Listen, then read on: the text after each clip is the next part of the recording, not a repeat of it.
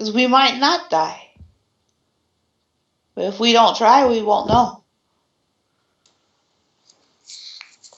For the first time in this conversation, Ileana takes a moment to... It seems like she's actually, taking a moment to think about how she's going to respond.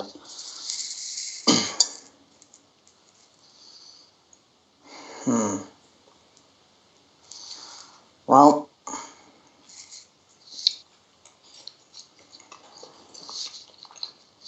If we try, and we die, what happens next?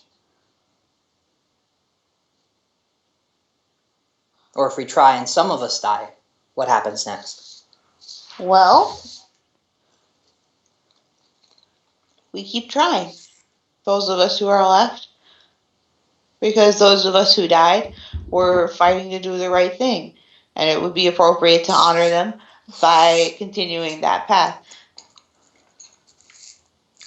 I'm not saying, to, go in all willy-nilly and expect good from everybody and all that jazz, but if you're going to give her a chance, then we should give everybody a chance from now on, because if we just smash their skulls in with a hammer, we'll never know if they could have been good people. And if we do, then are we any better than the people that we're smashing?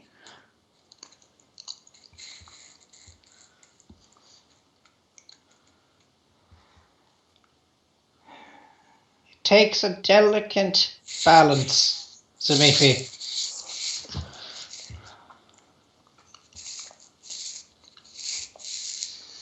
Some people can be saved, some people can't be saved, and then there are those who can be saved but don't want to be.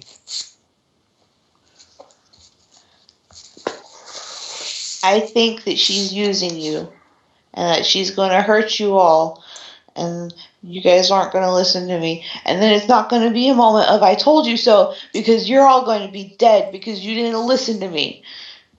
And this is exactly what you're saying. It's going to get us all killed.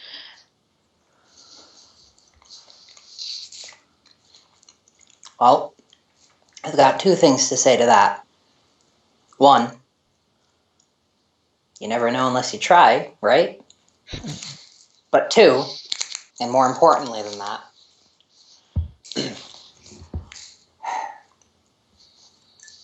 if... Crap, I actually had a really good point that I was going to make. I forgot it. Zamifi definitely just talked you in a circle like a champion. She really didn't, though, because she just made Ileana's point for her. While making her own point. Hold up 1 second. You said... This was... Right, okay. Yeah, so, number one, we never know unless we try, right? But number two, and more importantly, if it turns out she is playing us, and I don't think she is, but I could be wrong, and she does hurt us, or betray our trust, or betray my trust, then I trust you, and I trust everybody else to make sure that she regrets not taking the hand we offered.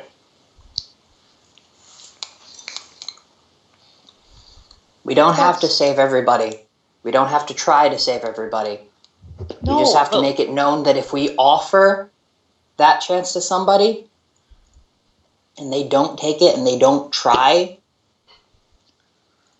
then they really are too far gone. If she doesn't try, then I will have no issues taking her down.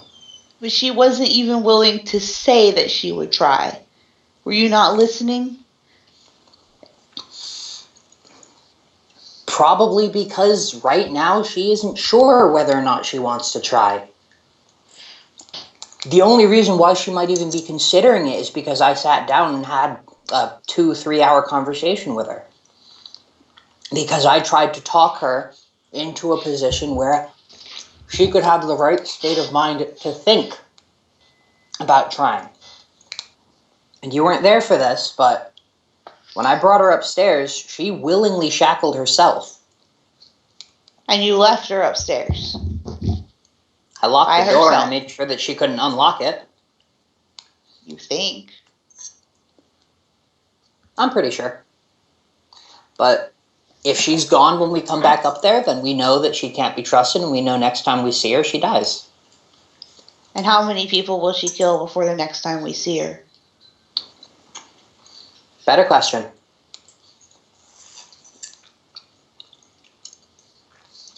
How many people will she hurt and injure that gives us, well, a righteous cause? We already had a righteous cause. You chose to ignore it because you want to save her. And then you don't want to save anybody else, just her. What, do you have a crush on her or something? Because the goblins have just as much right to try and be saved as she does. Goblins can still be good people. Just because they're green and angry and tiny doesn't mean they can't be. How many goblins are good people? How many clerics of Lamashtu are good people? I was going to say how many Azamars are good people. I don't even know what that is. Well, if what Nualia and Cross were saying upstairs is true, then the answer to the first question is few. The answer to the second question, the one that you asked, is none. And the answer to my question is about half.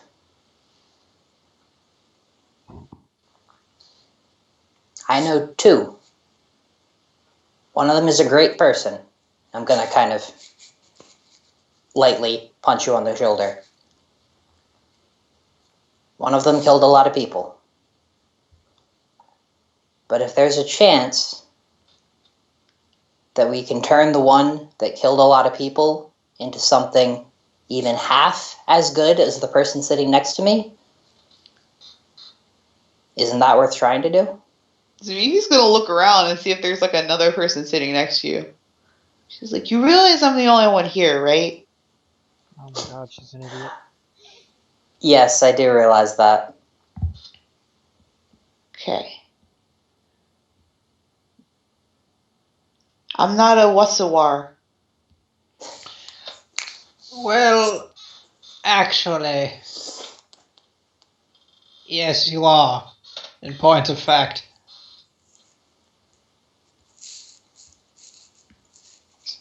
Part of the reason you were chosen by Spiad.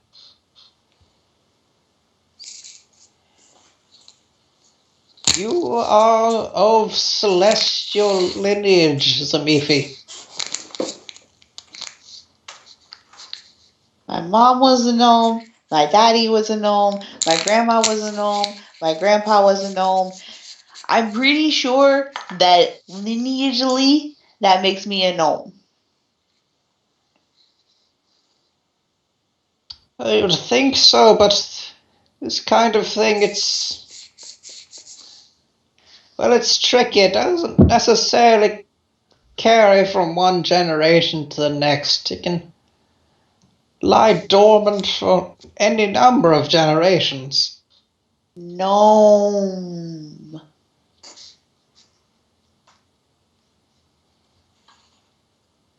Well, It's gonna look up at Ileana. I'm nothing like that person in the other room I'm not like her. I don't know why she said I'm like her, but I'm not. you're right. You're better than her. You are a better person than she is. I cannot deny that. And right now, I won't deny that. At the same time, I think that if the circumstances were different, She could have been a lot like you.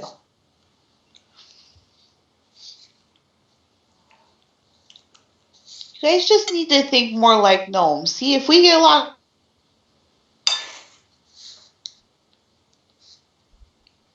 Hello? Impy, did we lose you?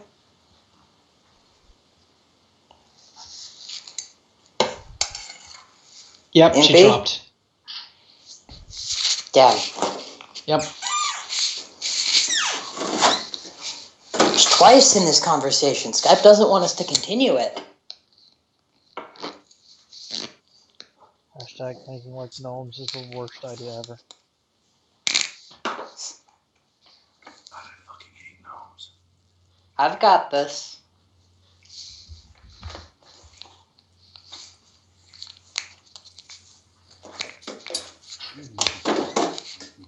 Just like genocide of one race. End them all. You're really quiet. I think you just said racial genocide, though. Rowan, if you think they're bad now, wait until you watch Gravity Falls. At least then they have adorable hats. Mm. I can deal with garden gnomes.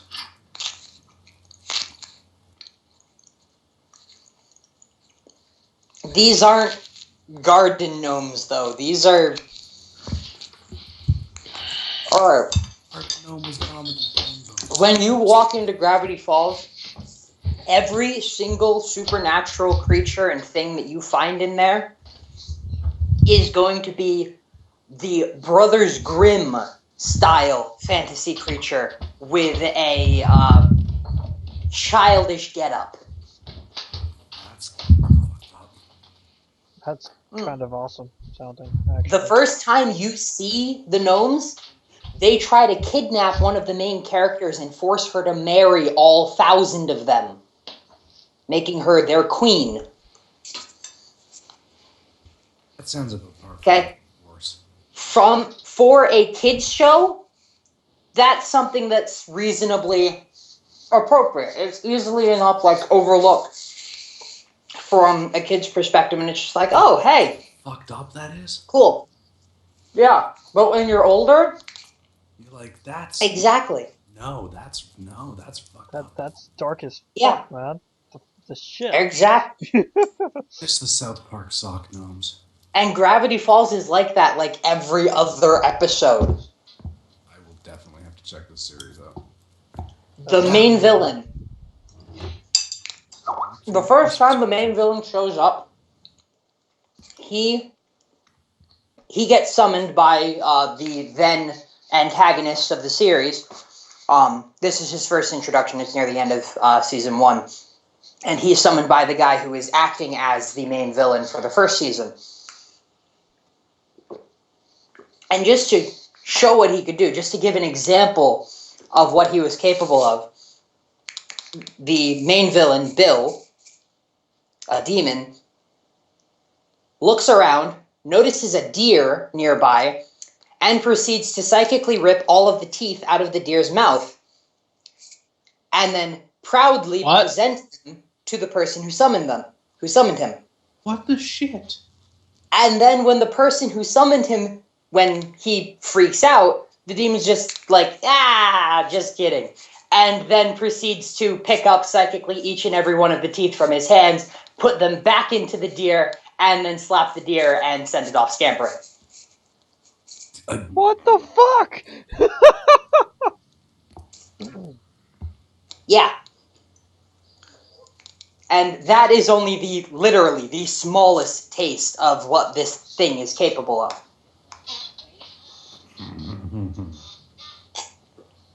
Jeez. For an even better example, Bill Cipher, the main villain, is a demon. His form is that of a triangle.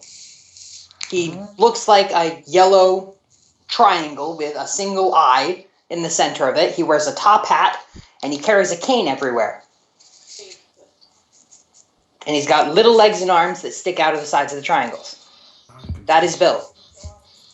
He seems like a reasonably kid-friendly enemy, right? Sort You were of. trying to the top hat. Yeah. Well, that's only until you realize, maybe a couple episodes into the second season, that Bill lives in another dimension, and the only way that he can come through to our world is when he's summoned or in people's dreams within the mind. He doesn't have physical form, but he can temporarily borrow proxy forms. Every single image of him is a potential peephole that he can use to look from his universe into ours. Oh, yes. And do you want to know what is in his image? Money. The tip of the pyramid on every dollar bill. Yep. Illuminati. And guess what his name is? Bill. Cipher. Bill. So he controls money. So literally, Bill is walking around in your back pocket every day. Not if you're Canadian. We're free! We can Stop fight him! We voting for can... Bill. Well, this takes place in Oregon, so Unfortunately, I'm looking it is on the America. computer for pictures of Bill, and I mean, that works. Sucks to be And the you worst guys. part is, as you watch the show, you begin to notice that there are images of him everywhere in the town. The reason he always knows what's going on is because literally you can find the triangle with the eye in it everywhere in the town. That's really messed up and kind of awesome. The bedroom window that the two main characters share is shaped like a triangle with an eye in the middle of it. Messed up. What? That is messed Yeah. up. Oh. For Oh. the first 35 episodes, he's capable of spying on the two main characters at any point in time. And then one of the main characters has a brilliant idea on how to protect the house from psychic intrusion, and they're able to act upon that. That's actually a really good episode. Two people go and beat up a unicorn in order to steal its hair so that they can finish the spell. Nice. They tried being nice. It's not their fault the unicorn decided they weren't pure enough of heart. Fucking asshole. It's like the Impy's worst back. argument ever. Oh. Good. Do we have an Okay. Impy? Impy's back. Oh, hey. Is she? Hello? But has yet to make words. I'm here. Oh, hey. Okay. The words. I was just waiting for you guys to be done talking about whatever you're talking about. I've been here for a while. Well, you Oh, should have sorry. said something. We were only talking because we were waiting for you to get back. We can't know you're back if you don't say something. Well, what was the last thing we said? I don't remember. Well, since we can't, here's what I'm going to say. Well, I mean, we can if you give me a minute. Don't worry about it. Don't worry about it. Here's what I'm going to say.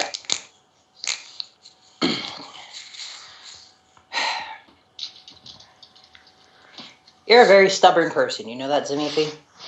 You are too. Is that a good thing? I don't know. Most people think not. I like it. On me, at least. But not on me?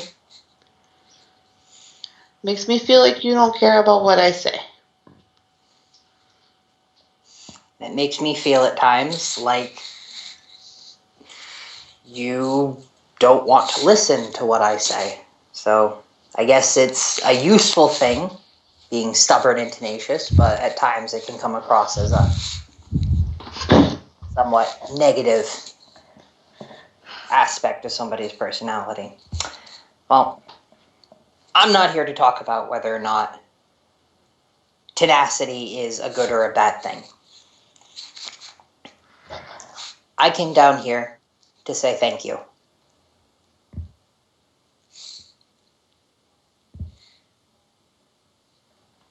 Even if you don't want to, you're giving me a shot at this, and I really appreciate that.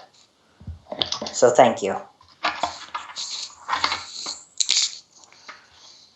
Only reason I'm talking to you is because you're the only person who's been nice to me. Well, that means you are giving me a chance then. So my reason for saying thank you stands. Now, here's my thoughts right now. I'm guessing that that the reason why you're waiting down here is because you want some sort of apology, or you'd be willing to listen if the other two came down here and they gave you some sort of apology for everything that happened. Only if they meant it. Well, I'm going to let you in on a little secret. I don't like the words, I'm sorry. A lot of people don't. I don't like them for different reasons, though. Most people don't like to say, I'm sorry, or I was wrong, because it makes them sound weak. Because it makes them have to stand down from their point of view. It makes them feel inferior to the person they're saying I'm sorry to. So you're saying I should make myself feel inferior instead? Nope. Not at all what I'm saying. Here's what I want you to do. I want you to wait. I'm going to leave in a moment. I want you to leave and come meet up with us in like 2 minutes. And I don't think that I can convince the two of them in 2 minutes, or even in a half hour, to say that they're sorry and mean it. But I can get them to say something even better. I just don't think that they want me here for any other reason to keep them from getting eaten by the stupid monsters that they keep running in on.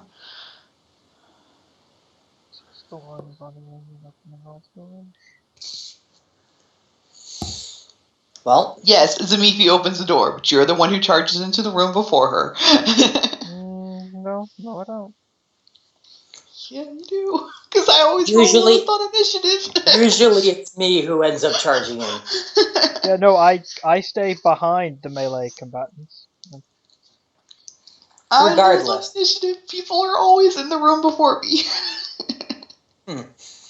Regardless.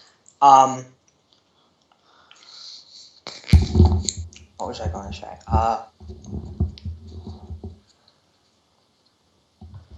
I'm nothing more than a meat shield to them, and I don't want to be that. I have feelings too.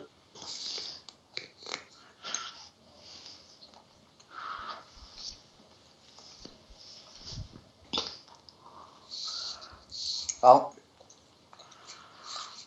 if you come back to us and they don't say something that you want to hear, then leave. Go spend time with your horse and your donkey, and we'll catch up with you when we're done.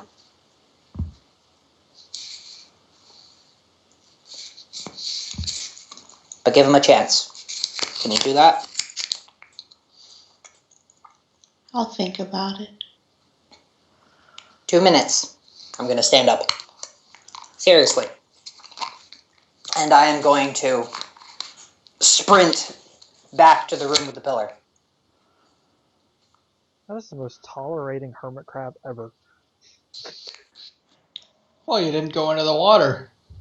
Animals are freaking indifferent to people, dude, as long as they're not, like, attacking their babies or peeing in their home.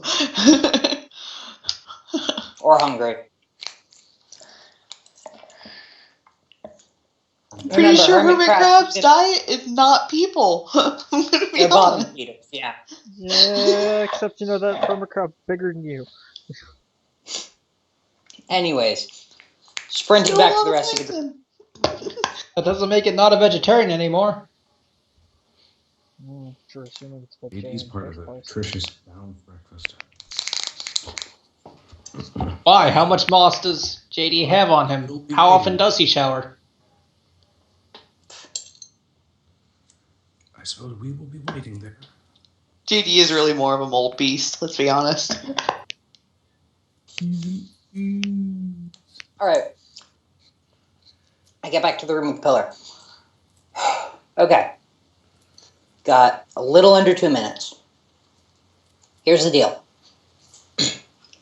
I think I convinced Mifi to come back here. But I need the two of you to do something for me. What? I don't want you to say sorry.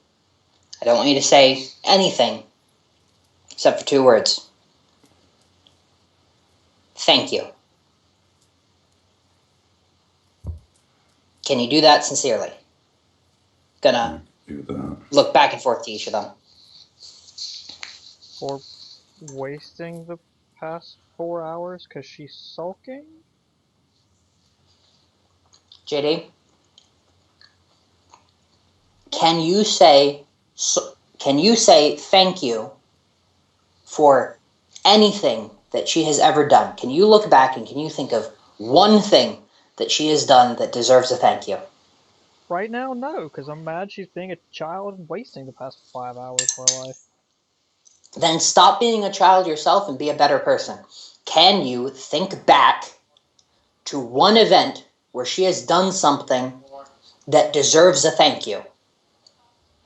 Yeah, but we need more up here anyway.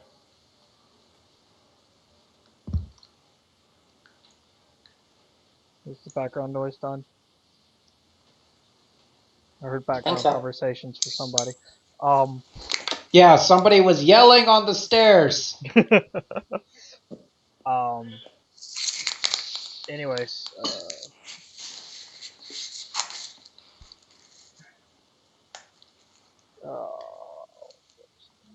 right. Sure. I don't want a sure. I want a sincere, yes, I can think of something, yes, I can say thank you. Sure is an affirmation. A positive answer.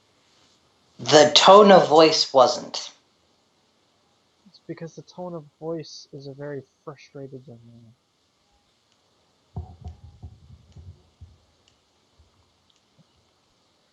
And you can't fault me for that. I've been leaning against this wall for an hour. Fair enough.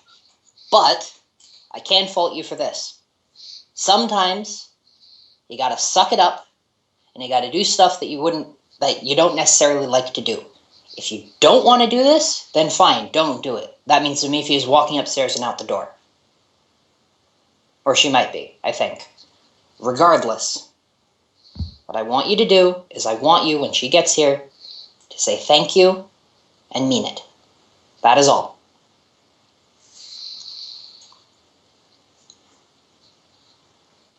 And it has actually been more than 2 minutes while I've been having this conversation, so... Does Zamifi show up?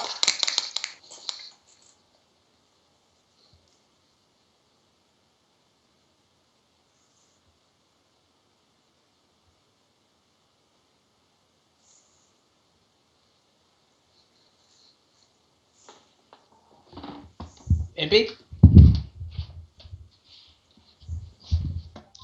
Oh, I was muted. Would the hermit crab have mauled her face for, like, splashing it with water? It would not have appreciated you going near the water. I mean, I was sitting next to the water the whole time. Into the water. I'm not going into the water. I'm splashing from the surface. That means you're touching the water, which is going into the water. Well, I guess my face got mauled because the Mifi had been doing things that she didn't want people to see. So. Oh, Zamifi is going to the bathroom before coming to join us? No, she was crying and she was going to wash her face before going back upstairs. Oh.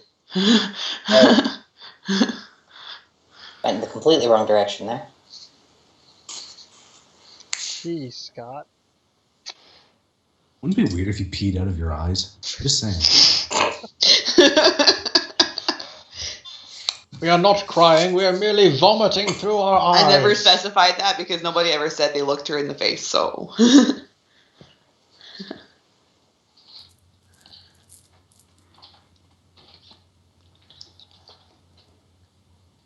Alright, well, so... the hermit crab attack her while she's cleaning her face?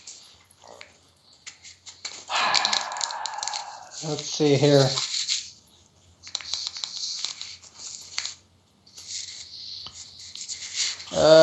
Yeah, I think it would.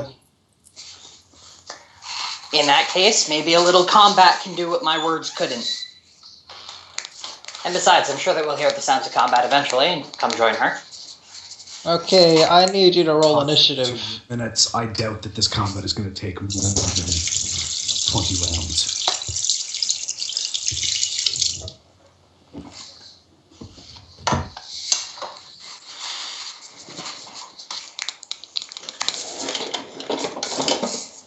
Just Impy rolling initiative or everybody? Just Impy. Oh, okay. Okay. Y'all aren't coming into this just yet. Alright, let's see here. That's fine. That means I got that one out of the way.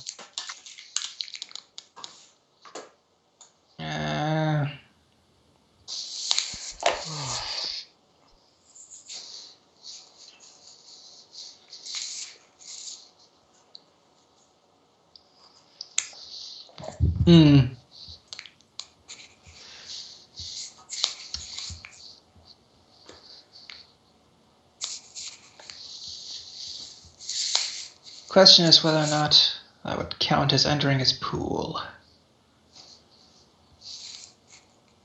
If it was attacking the force hand when the force hand touched the water, then...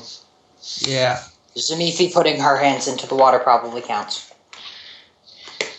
Yeah, okay, so... Unless it's got to roll a d3 to see if it pays attention to her. Already paying attention to I think that's Yeah, another round. Yeah, no, I know.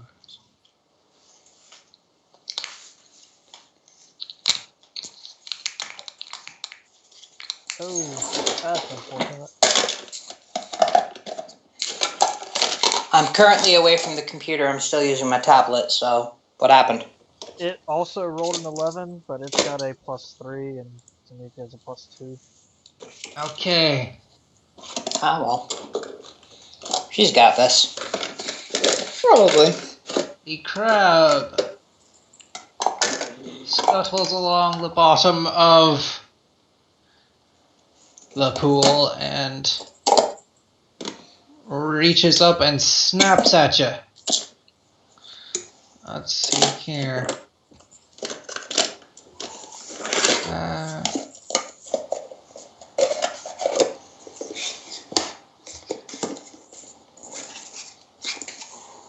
Ooh, 26. Is a hit. Okay, so...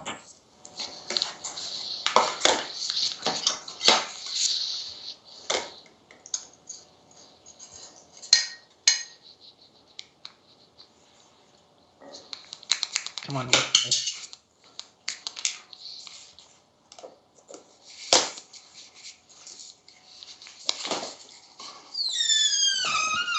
Eight points of damage. And...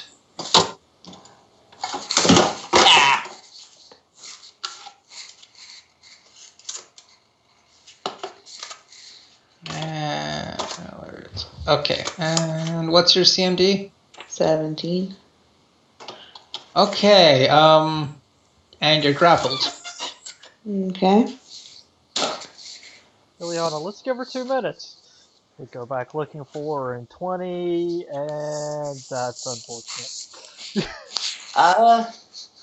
Well, the question is, how long did she wait until after I left to clean herself up? And besides, again, this is combat. Combat makes noise. I feel like she, I'm not trying to get my character killed, don't get me wrong, but you said wait 2 minutes and then come upstairs. So she would have waited 2 minutes. So probably within, what do I want to say, probably somewhere around a minute and a half, she would have been washing her face. Okay, so Miffy. So, 5 Jeff. shot? Yeah. You're forgetting something. What? A creature with the grab ability, whenever it successfully rolls a grapple check, including the one that initiates the grapple, Yep. it deals damage equal to its equal to the attack that has the grab ability. So it deals damage to her again. I thought that was on the next turn. Nope. Sure, that was On its next turn, I thought that was it rolls a grapple constriction, not check. just the grapple. Makes me want to roll it. Grab Hold just up. lets you... Listen. No. Trust me. I know this. If you have both grab and constrict, you're dealing damage 3 times each time you successfully roll a grapple check.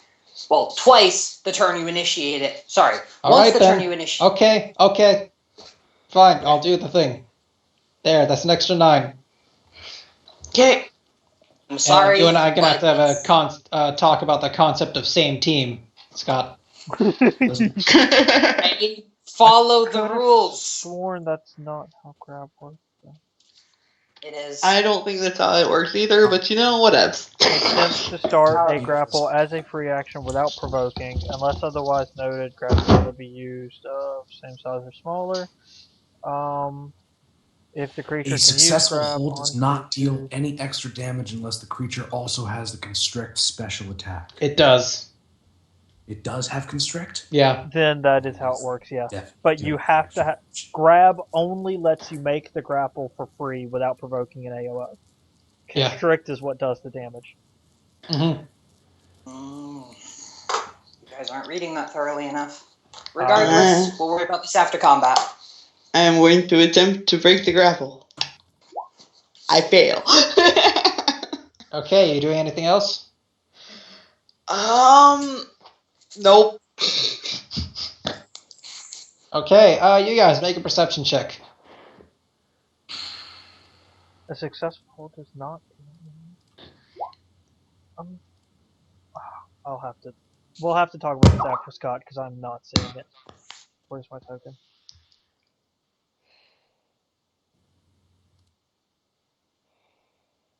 Oh, you said perception. Damn it. Yeah.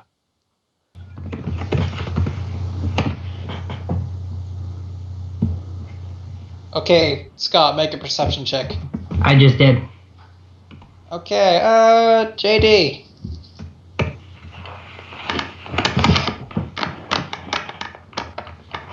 You hear the sound of something heavy clanging against metal coming from the other side of that wall. Put my initiative back on, then I'm keeping that. Alright.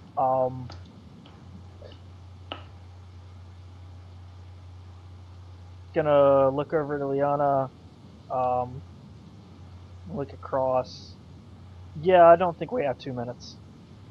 And start walking as soon as it's my turn.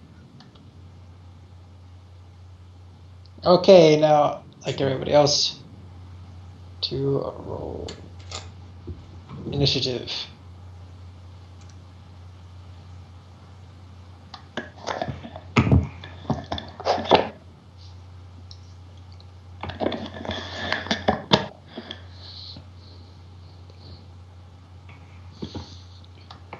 Auric, it should be noted, has been leaning against the wall this whole time.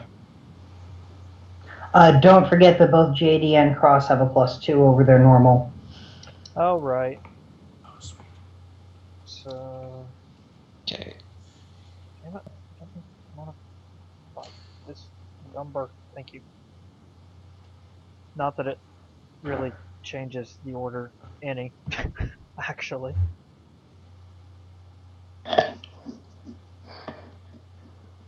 Sorry, I just reread it. It does not deal any additional damage the turn you establish the grapple. I thought so, because that's just busted. It's every turn thereafter you deal when you roll a grapple check, regardless of whether or not you try to do damage with it. You deal damage equal to the attack that has the grab ability. Right, and so if you have put that constrict, 9 you back. also do constrict. Yeah, I'm sorry. Okay, that makes more sense. Sorry, I had. Yeah, the other way is just busted as all hell. But it does have constrict, he said. It does, yeah. Which so means I'd still that take it'll the 9. No, you do not take the 9. Every turn after the turn it establishes the grapple, it'll be dealing its claw damage and the constrict damage, regardless of whether or not it tries to apply damage with a successful grapple.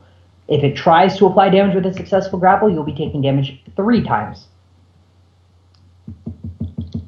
Alright. Grab and constriction is busted. That's why players don't get it. Druids do! They can. Ileana. I had grab on one character. 5, 10. I was just like, Scott, you just inspired me to re-roll a druid again. 20, God damn it. 30. You know, Rowan killed the campaign. Turn. But when I finally had the perfect character I wanted, we killed the campaign. Tony. This sucks, man. I hear it, tell them about it, and they still move before I do. Let me make that last one diagonal. So That's because they're closer than you are. That's my double move. I'm also slow as balls right now. Cause JD. Strength damage. That's my double move.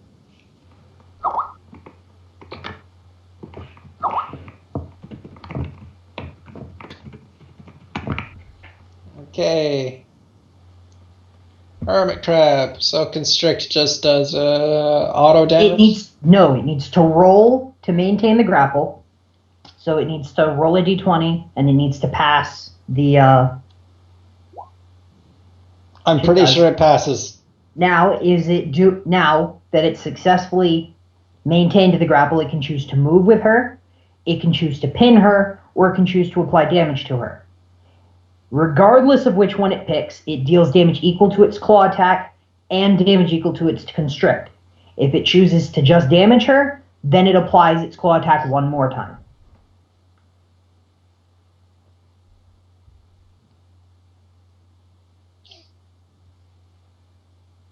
Okay, it's going to move you.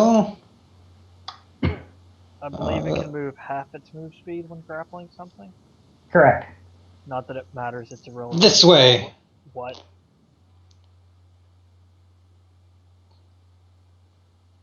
Sure, okay, I'll take it. And constrict. Take 7 points of damage. And then the call damage.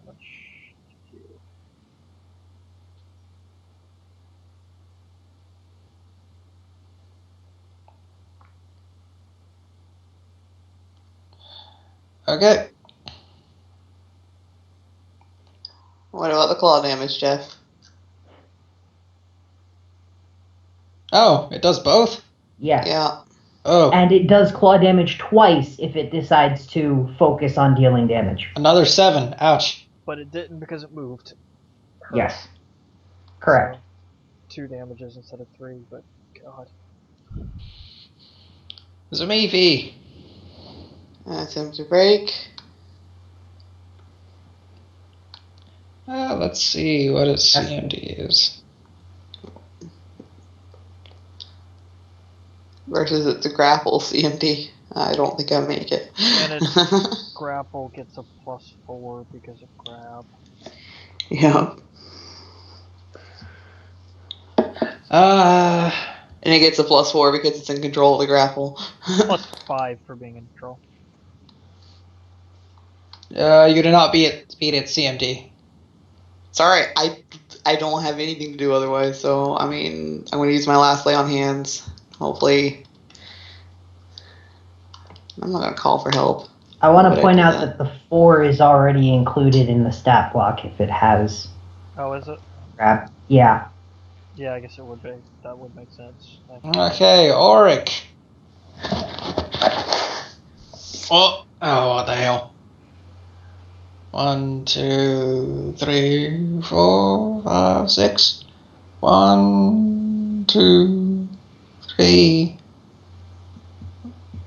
4, 5, 6.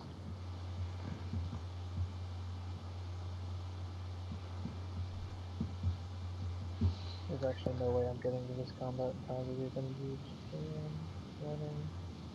Ileana. Oh.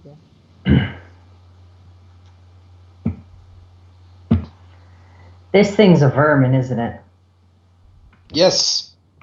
30. Oh, I'm gonna reach the door. I'm gonna step just past it, see Zimifi is in the claws of this thing. I'm going to immediately activate my hypnotic gaze, which is going to have no effect on it whatsoever, because it's a vermin.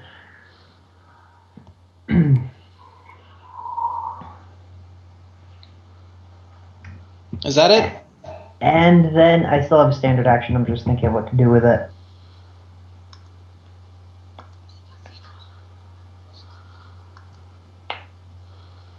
And then I am going to reach out and try to touch it on the claw as my hand begins to glow a sickening black color. Melee touch attack using Stricken Heart.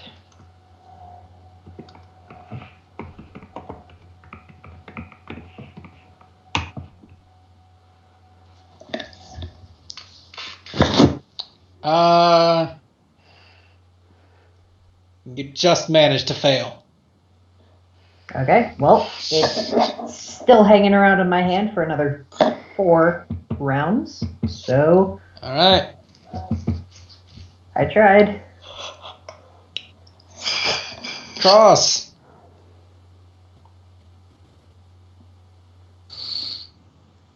God, this is rough. Just move up here. I can get sight on it, but that's a double move. That's my turn. JD. Because I realize Auric doesn't actually know what we're fighting. Giant fuck off crab.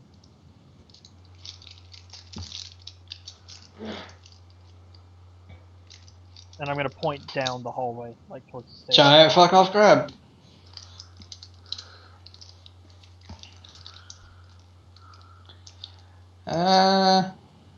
It is going to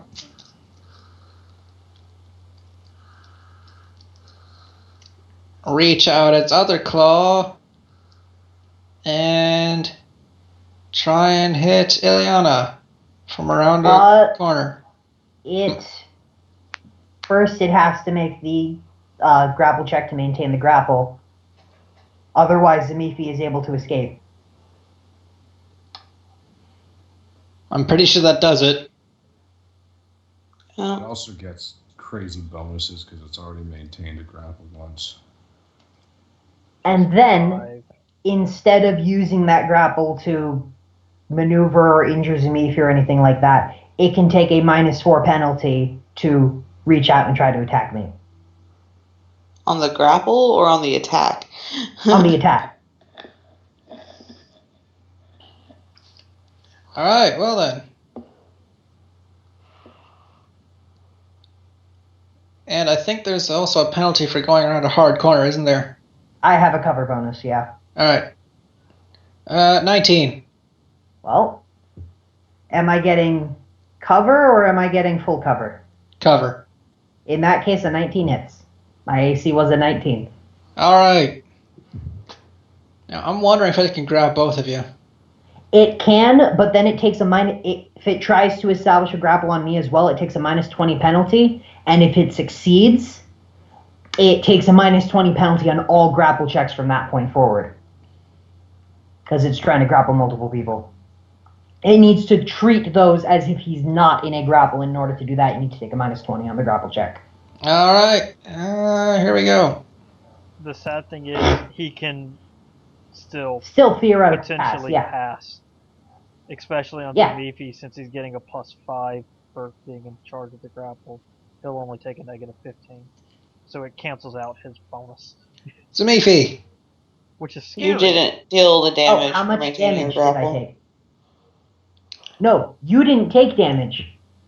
Because it has constrict and all that stuff, so I take that damage automatically, and then you take the damage from the attack. So I take 2. It would normally, yes. However, because on its turn it decided to attack outside of the grapple, it doesn't get to do any damage to you. It just needed to roll to make sure that it maintained. But it couldn't do any damage. No. You take 10 points of damage, by the way. Okay. I'm at 16. Okay. Oh, look, I fail again.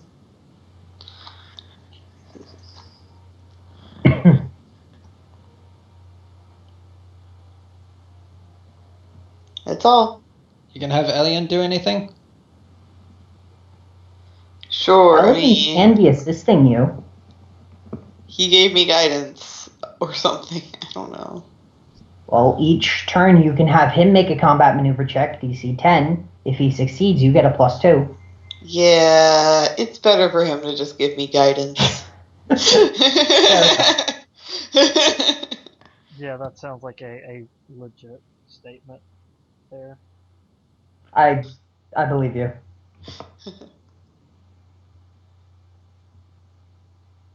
Okay. Okay, so Auric then. Auric. This is gonna be... Oh gosh. What? Where are you going? I thought you said it was down there. I'm a caster. There's a hole in the wall up here. I'm not getting in melee with that thing. 2, 3, 4, 5, 6. Seize the crowd thing. 1, 2, 3, 4, 5, 6. He's gonna take out a bow. No, he could jump in. Oh, I suppose.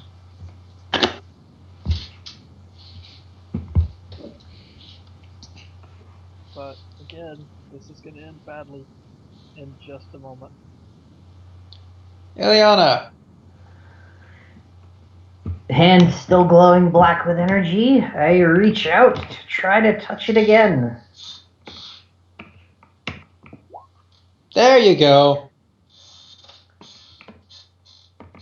Alright, it takes, unfortunately it's mindless, so I can't apply the painful stare. So it takes 11 points of damage. And is staggered for 1 round. So a move or a standard. So the maintain grapple is free, but to do anything else with it, damaging. But I don't fucking know. It's a standard. Yeah. Alright. Ow.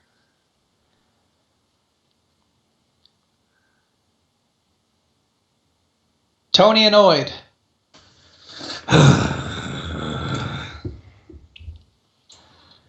I'm gonna magic missile this fucking asshole crab.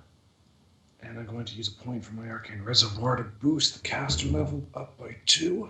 Is it your... Okay, never mind. You probably have a prep. I thought you were using the wand.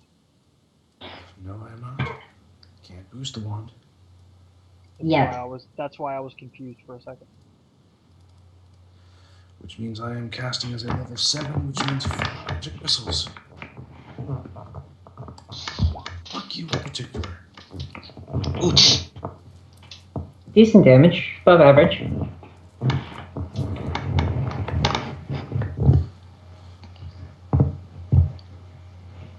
JD.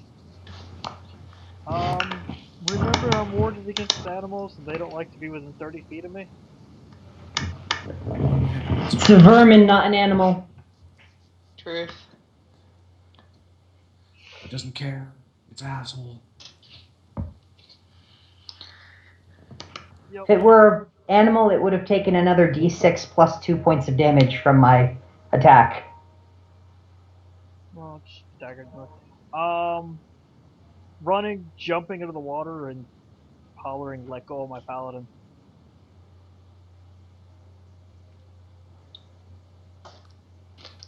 Okay. It's staggered. Haha! Fuck you. Yeah. Now, Zamifi just dipped her face in the water. You actually just cannonball dived in. Now, that's a problem for Mr. Crab here.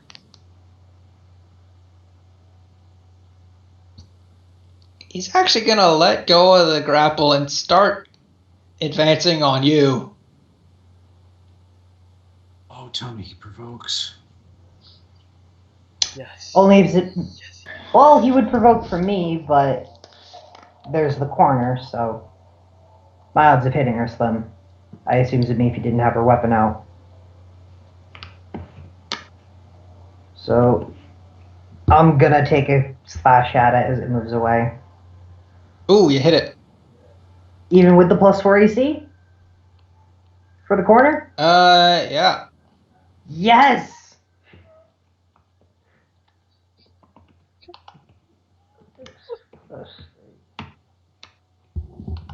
My master plan worked. Yay! Oh god, it's And coming at me! I didn't think this all the way through! And I can no longer see it, so the hypnotic gaze is broken. The hypnotic gaze that wasn't working anyway. Yep. Oh, this is the Lord of the Rings moment right here. It's working! I know it's working, run! Well, at least it could only move this turn. You're welcome. I know it's working, run! Zamifi. Let go of my paladin! Splash. Oh fuck, poor life choices! I guess I'm gonna draw my weapon. How deep is the water? This water is about... I mean, it was attacking me from the water, so I assume it's deep enough to stand in, but... Yeah, the water is about, let's see, this pool is about, let's see.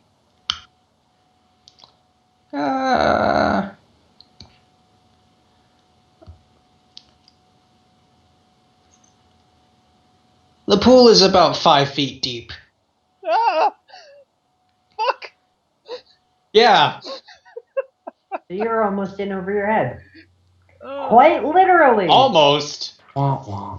Well, How tall? Zamifi is in over her head when she, draws her hammer as she jumps in.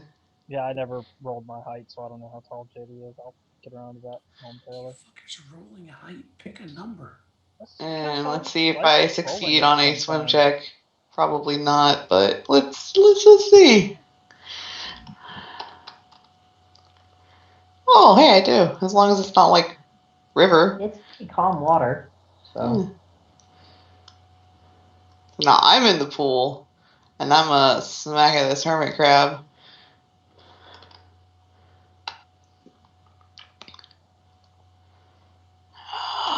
What is my bonus right now? Not very good. 7, 6. Hey, wait. It's staggered. It can't take attacks of opportunity. Ha ha ha!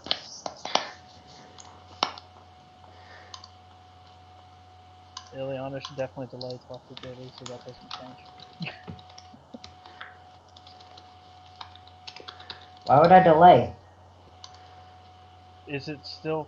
It's staggered until the start of its turn, or the start of your turn? It's staggered until the start of my next turn. Then you should delay till after me. My next turn is when it gets to me in the initiative order. If I decide to hold, I still had my next turn.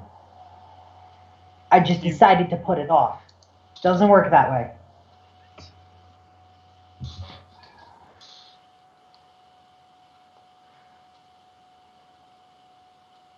Okay. Casting defensively while underwater.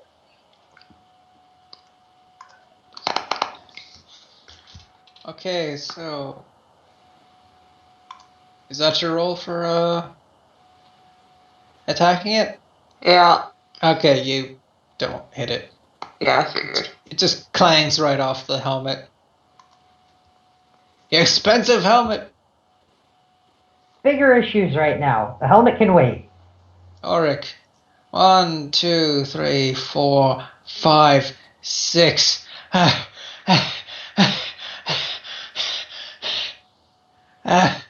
And he's gonna knock an arrow in his bow. He's gonna line up a shot.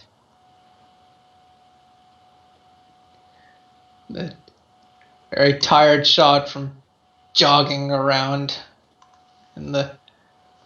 Like an asshole. Okay, let's see.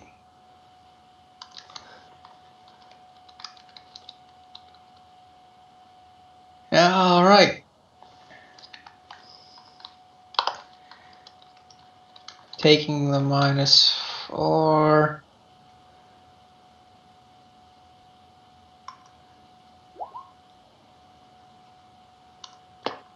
Ting.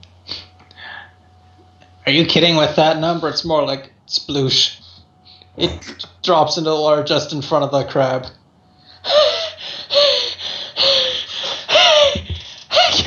Give me a second.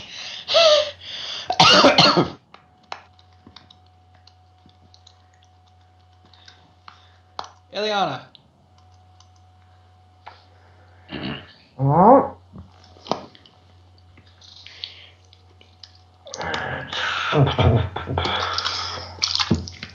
5, 10. Moving to here.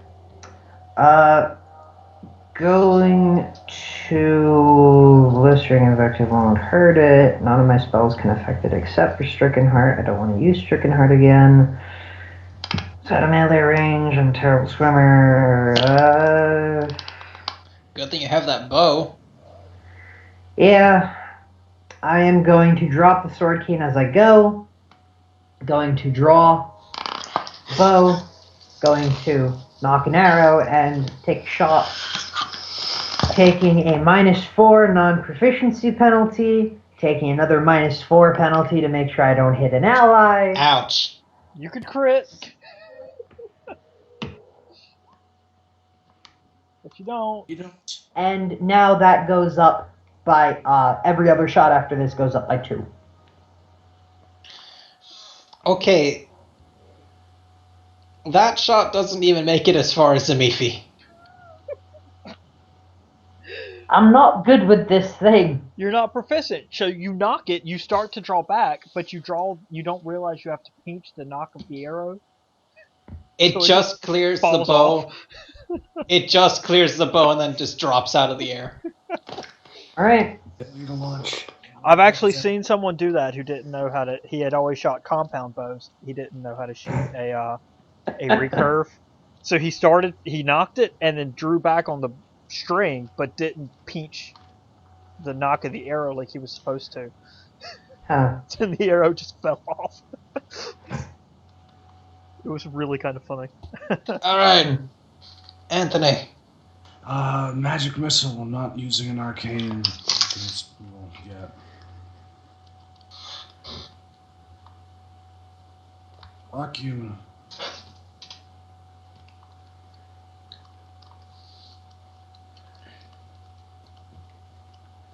And then only live once. 5 foot step in the pool.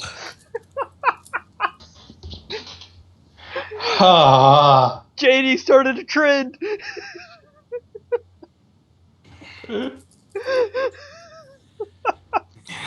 Your friend jumped off a bridge and you jumped after him. Yay! You guys. Okay.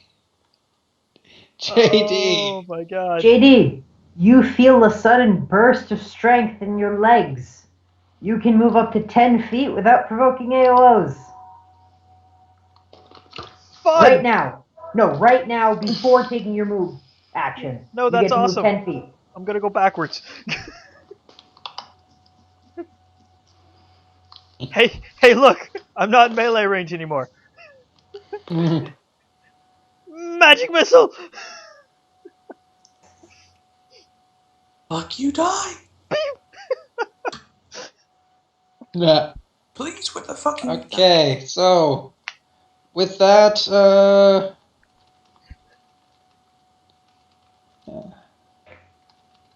That's better than crab. what my plan. I was just gonna defensively cast invisibility.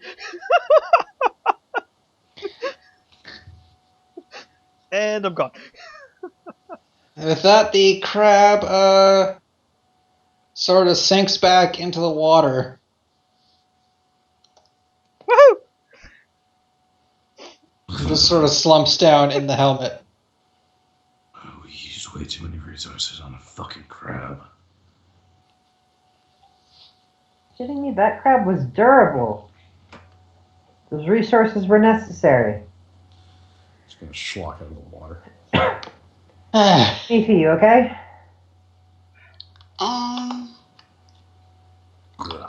Yeah? Okay. Gonna slosh over past Anthony. Oh my god, I thought it was gonna eat me. You should trust me more. I was just washing my face, and it didn't like that. You okay? Yeah. Woo, at least it let go of you. Good. I'm glad. Okay. We're not going Thank you. anywhere. Samifi, thank you. For what? Just being you. Thank you. I need to go dry. You're a pretty weird dude. I'm gonna start casting prestidigitation to dry him off. Beefy, the important Which thing to does remember Jack is that Diddley we're because all he's still here. standing in the pool. I am not standing. No, in the we pool. both shimmied up onto that little island. So you're dry, now you have to go get wet again. Beefy, the important thing to remember here is that we're all weird. Hey guys, the crab's dead. We can collect our money again. I still think we should do that later. Never met anyone I liked who was a boring, normal asshole. Excuse me. Slosh, slosh, slosh, squish. Down the corridor, you hear, fucking crab! Actually, down the corridor, you hear, fucking crab! Well, I'm gonna hold my hand out to Zamifia to help pull her out of the water. I'm good. She's gonna attempt to swim. Yeah. This breastplate, yo. Nope, she's gonna drown. Yeah, I'm gonna reach my hand to help her get out of the water. Yeah, JD's actually gonna realize right about now that jumping isn't really a bad idea. He's still weak as fuck and hasn't quite recovered. hang on, up you get. I'm not sure I can. Oh, okay. Thank you. Prestidigitating myself dry.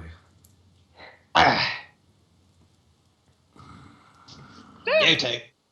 Oh, gonna pick up my sword cane as I go, sheath it. Gonna start drying Zamifi Fucking bullshit. and then Shut ass. Auric and then Crab myself. sitting in the fucking helmet. No, god Woo! damn.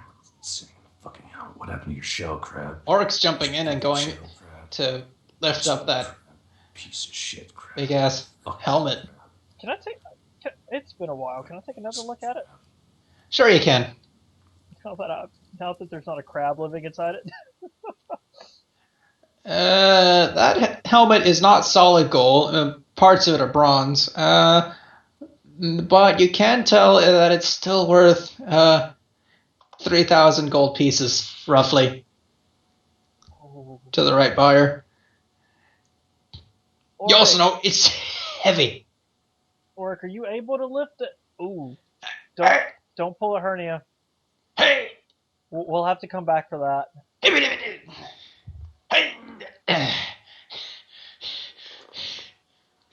Yeah, we'll come back. Come back for later. I'm just gonna stand in front of these candles and just, warm my hands. Well, Just gonna pat the helmet. And there you go, anyway. Never like goddamn crap. I'm going to wait in the crypt for the rest of the group. Shit, food. Shit. And once Zamifi walks by, I'm gonna tap her on the shoulder, look her in the eye, and I'm going to implant a psychosomatic surge in her. Now, did Zamifi stick around for a second, or did she leave immediately? I mean, I guess you would have stuck around for a second. I don't know. Alright, JD would have walked back with you then, since he's the same speed that you are at the moment with breastplate. And asked how you were. What? I mean, it got me around the belly. Ileana, by the way. Okay. Yes. Once Auric passes you and gets into the room, once he gets about to where he is, he just immediately starts shaking himself dry. Auric, I took the time to prestidigitate Zamifi and then Auric dry. Ah, okay. Oh, wait, he jumped back in after the crab, never mind. Yeah. So if you didn't do it a second time, then yeah, that still stands. Yeah, no, I didn't have time to do it a second. Ileana, you probably get splashed on. Yeah, that's fine. It's only a little bit of water. A little bit of hydration never hurt anybody, right?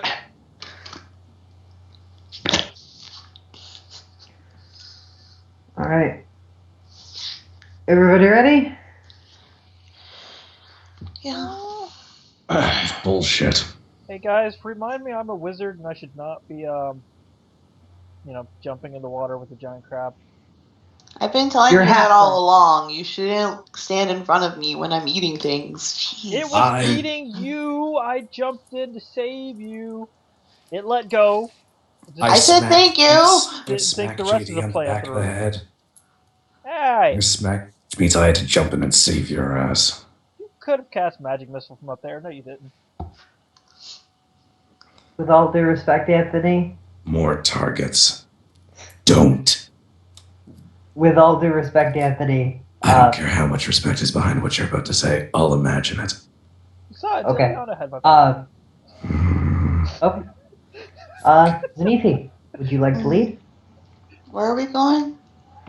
I'm going to Vargas. I'm going to point down the hallway where the pillar of coins no longer is. You notice a gold circle in the floor. Fucking Jeff, what do I know about Bargists?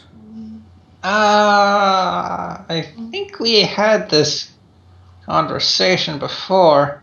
Wait, did I have one smite left, or did I smite something before we smited her? She was the first thing you smited today. Okay. Once I get to the I know here, I'm gonna start running to Tech Magic. Jeff, I know I asked you about Malfish and Agora, but I don't think I ever asked you what I know about Bargists. Bargists, let me see. That is a knowledge plane, I believe. It would be. Bahuta. There's something called a bee hole. Yeah, it is.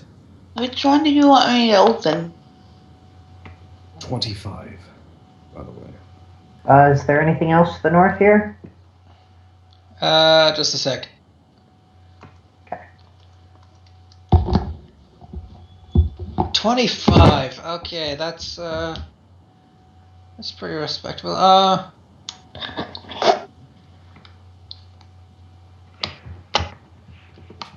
You know that a Bargist is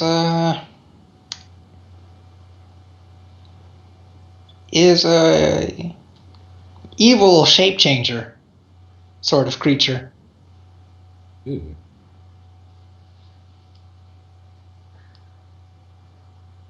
Oh shit, I remember the Vargas now, Nick. I don't want to fight it.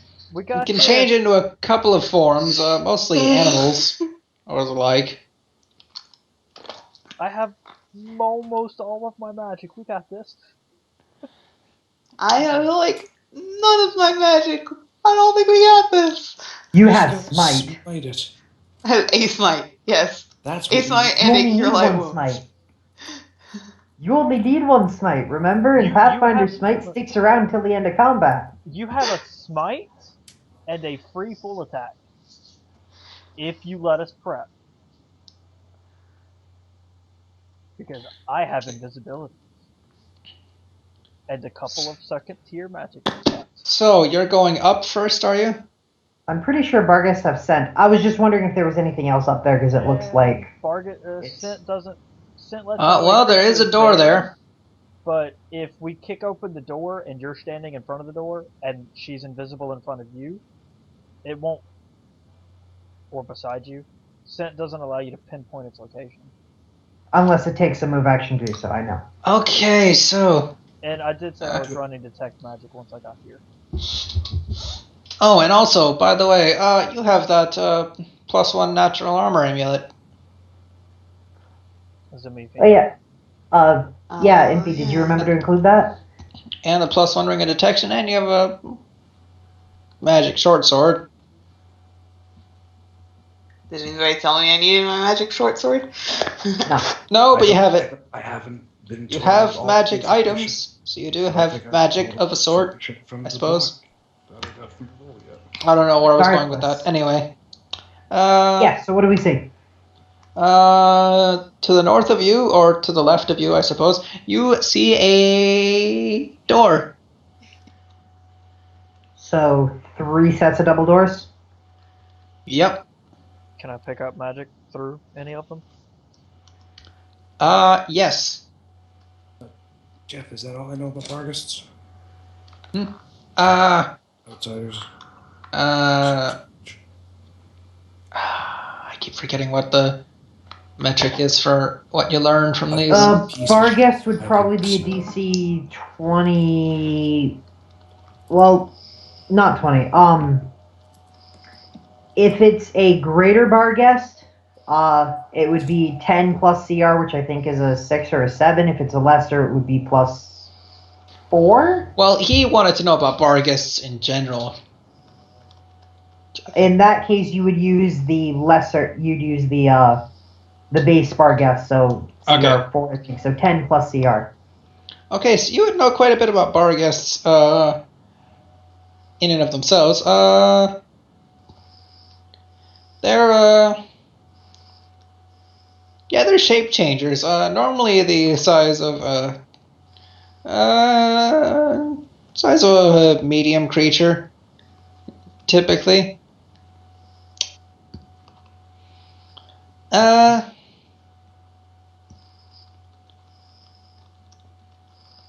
They have some limited spell casting ability.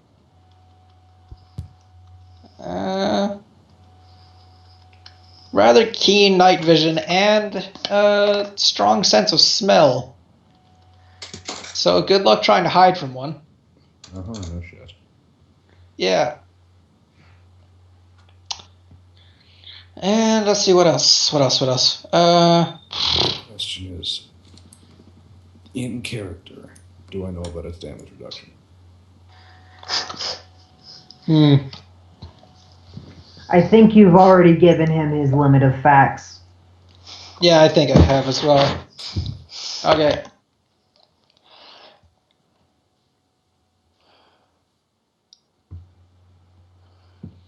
All right.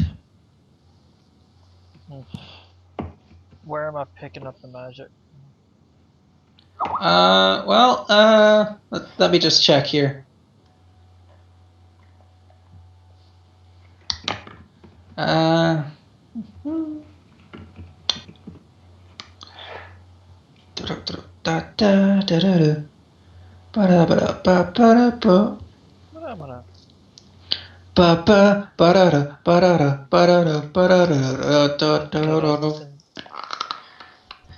Okay, You detect one aura up this way. I don't think it would be able to pierce the stone. Is it a wood door or a stone door?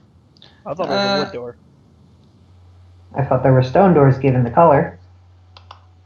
No, they probably would be stone doors. So it's like a foot of stone. I can pull it up to double check. I don't remember the exact. Because I don't think these doors are a foot thick. I'll be perfectly honest, looking at them. Magic. It is 1 foot of stone. Correct. Foot of stone, inch of common metal, thin sheet of lead, 3 feet of wood or dirt blocks. Well, if they're a foot thick, it doesn't pierce it. I don't think these are a foot thick, though. They don't look like it. 1 square is 5 feet, right? Correct. Yeah, I'd be willing to say they are. No, but think of how heavy a 1 foot stone door would be. Think about the door, and you think if it's as big as if it's a little bit thicker than a Subway sandwich. That has always been my go-to measurement. If you buy a foot-long Subway sandwich, that would be a really heavy fuck-off door. You thick fucking. Yeah, I don't think these are a foot. Okay. They look like to be half a foot at best. Okay. So yeah. That'd be a heavy door, damn. I never thought about it that way, using a Subway sandwich for a measure, but that's... I eat a lot of goddamn Subway. It's a little thicker than a Subway because they're only 11 inches. Well, you gotta make room on either side for your hand, or else the song doesn't work. What fucking song are you talking about? $5 foot long. We went to the same place, Jeff. That makes me happy. Well, I mean, I'll spellcraft at it, but I'll look to Zamifi, because if I remember right, she asked which way do we want to go. Mm-hmm. Well, I'm picking up some magic through this door. You spellcraft at it. It's some pretty powerful illusion magic. Still don't know what it is. Just do this. I'm gonna slap Zamifi with bull strength. You want me to go in that door? Seeing some pretty strong illusion magic up there. That means rice and beans to me. Do you want me to go in that door? I'm expecting the rest of the party to chime in. You and I can go first. Zamifi, you have bull strength for 5 minutes. Okay. Okay, you opening the door? I get one, she gets the other. Alright. You open the room and you see a pair of statues of what Anthony recognizes to be Karzug, flanking Karzug. Is Karzug the illusion magic? Yes, quite obviously so. Dude on the chair's illusion magic. Not sure if there's a person underneath. No chair, he's just standing there. Well, the picture looked like a chair, so I guess. Gonna shout out to the rest then. The illusion magic's coming from the one in the middle. He looks sort of like a ghost, except he's sort of flickering in and out, like he's not really quite, like the spell isn't quite working anymore. Like every couple of seconds he'll flicker. Has he reacted to our presence? No, he's actually just speaking in Thessalonian. I know what he says. Here's what you hear. Is upon us, but I command you remain. Witness my power. Alasness petty wrath is but a flash compared to my strength. Take my final work to your graves, and let this memory be the last thing you is upon us, but I command you remain. Oh, this is getting Witness my power. How alasness petty wrath is but a flash compared to my strength. And it just keeps looping. This is getting written down, but oh my fucking god. Elasnus, do you remember that as the chick from the Wrath place underneath Sandpoint? Jeff, could you copy that to me in the chat? In our chat? What are you saying? Yes. Okay. Well, that. Huh. Anthony, is there anything important? In a second, Anthony's going to start translating what he's saying. All right.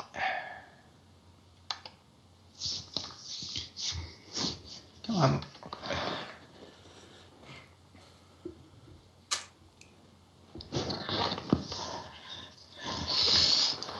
It's a broken section of a message.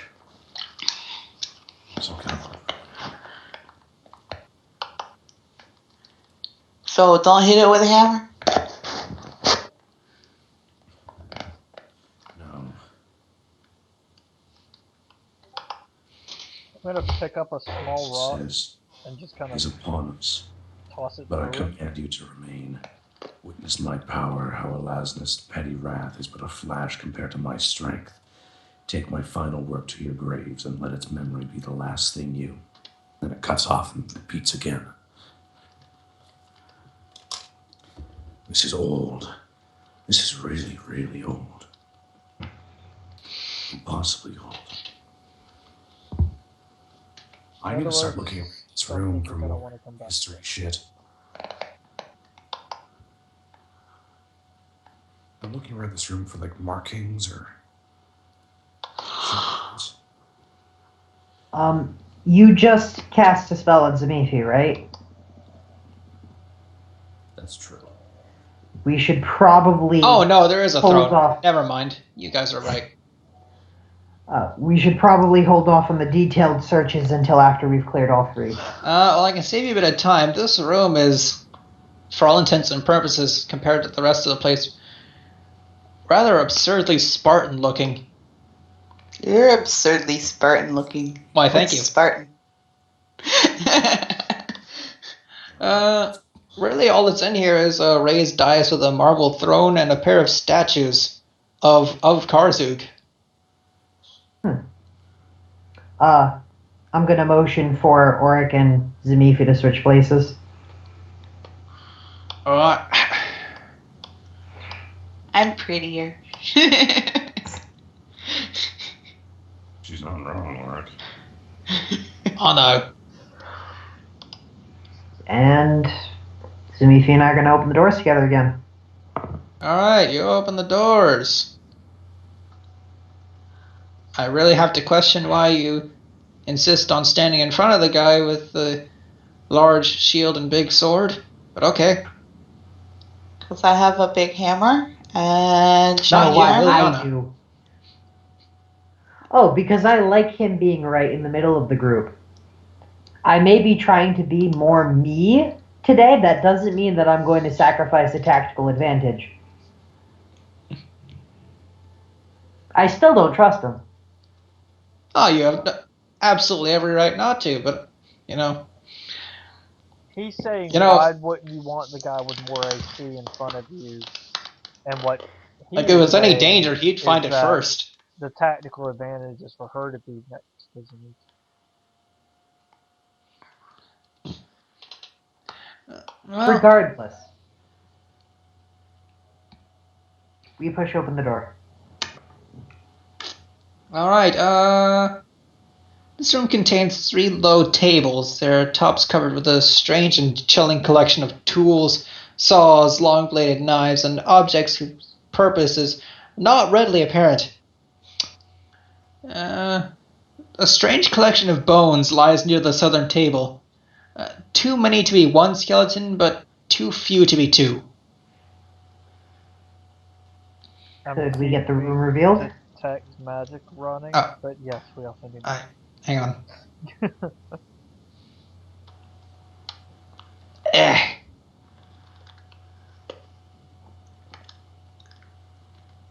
Oh, come on. Yeah, I can keep detect magic running for 5 minutes. So I'm gonna. Nothing magical in here. Although, would you like to make some perception and/or praise checks? Okay, I'll do both. I'll join him in the perception check, since this room looks like it could have something useful. Alright, Perception. And there's a praise. okay, just a second.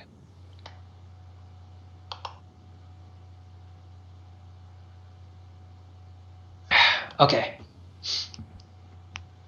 So, looking around the room, it's a rather grim-looking space.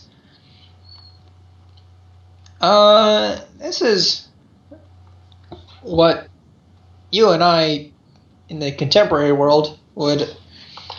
These tools would be, well, I guess, rudimentary tools for some kind of plastic surgery. These are tools for manipulating the body where magic wouldn't quite cut it, basically. Is what these tools are. They're very nice tools, actually. You figure the whole set would go for about 100 gold, give or take. So, But there's one piece that stands out that doesn't really seem to fit with the rest of the set. It's this, tool set. 100 GP.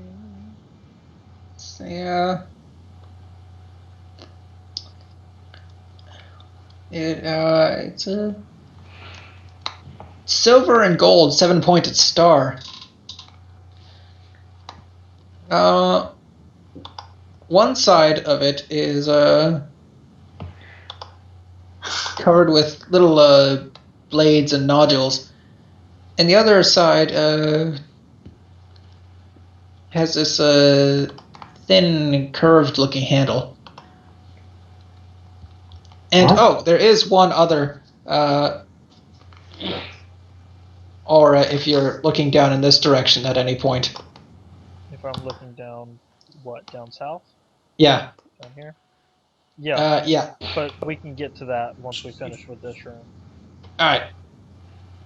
I think what we've been trying to say is if the Vargas is not in the room, move on, and then finish with the room later. Alright. Well, since there was one thing in particular that stood out, and because I know that Cross has an interest in the whole Sahedron thing, I'm going to grab the 7-pointed star thing with all the blades, and I'm going to pass to him before we move on to the next door. I'm going to... I wrote it on a party loop. I said it's in Cross's. That's going in my bag. Not sure what it is, but maybe you can figure it out. Sahedron keeps popping up everywhere. Spellcraft on the new aura. Okay, let me just check this real quick.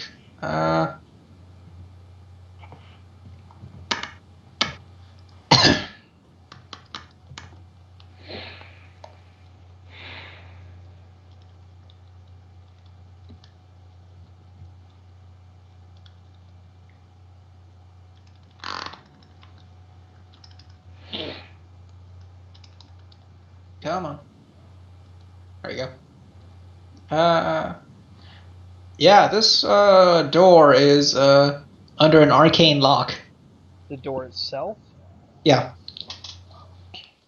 This door might be a little difficult to get past. It's locked by magic. This is the one. Well, let's take a look at it then. I am going to perceive the door. As will I. Okay, JD. Yeah. You can tell this right away. It looks like a piece of the door is missing. The handle. what would normally be in the area the handle is, and it's weird. It's looks like a 7-point star has been indented into the door. Hey, Cross. What? I'm gonna need that back. You find something? I'm gonna hold up my hand for the star. To my bag and hand it to him. Gonna hand it to Ileana. Right there. Oi. Oi. Yes.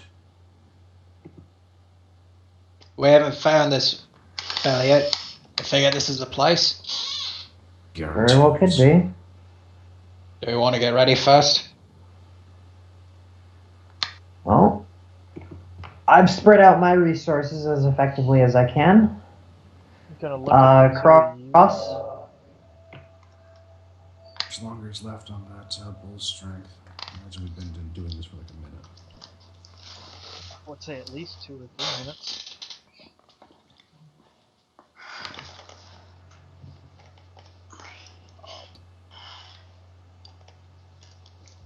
That's a question for Jeff. How many rounds are left on bull strength? Which lasts. Well, how long does it last for? 5 minutes per level. 5 minutes. I think you got at least 3 or 4 minutes left. Okay, good. Don't need to refresh that. Just gonna look at you two. Well, Cross says it has a good sense of smell, but somebody want to be invisible? I'm gonna use a scroll of mage armor on myself. Oh. And shield is going on Zamifi. Isn't shield you only? We've been using shield as with a wand to affect other people. We did it that once, and I thought Jeff said that it was only going to be that once. Because I made a mistake. Out of the wand is how we've been using it on other people? I mean, the wand still functions as a spell, and so I think it was just that once. Oh. Is it a cleric spell, though, or paladin? Do paladins get that spell? Paladins do not get that spell. No, they don't. But do not tap ranks and use magic device, so this is something that can How about you pass me the wand, I UMD at it, take 10, get it cast on myself so that my AC can go up a bit and I can survive better in melee. Sounds good to me, so I'll pop it on me. JD can use it, Emiliana can use it, so that's 3 charges down. Sure, yeah, I'll take a... puts me up to... So it now has 2 charges left. My resources, again, are already divided up. I'm going to sling the bow. I'm going to pull out my sword. And, JD, that offer of invisibility still available? Yep. Gonna hold out a hand. Hit me.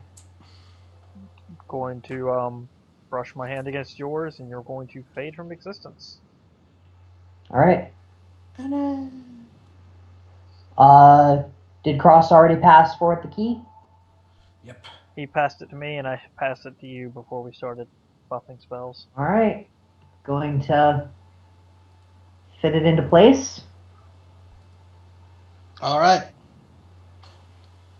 And you're going in? Yep. Push. You see a large, empty room.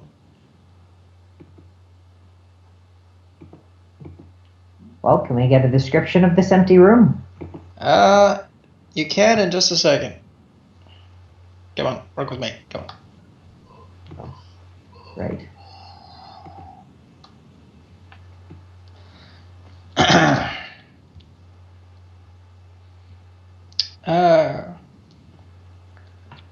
I would well, have this set room my bag is down at my feet before she pushed open the door. well. In the middle of this room is something that's causing no small amount of light. Is the 10-foot-long pit of fire. It makes the room humid and smell of burning hair.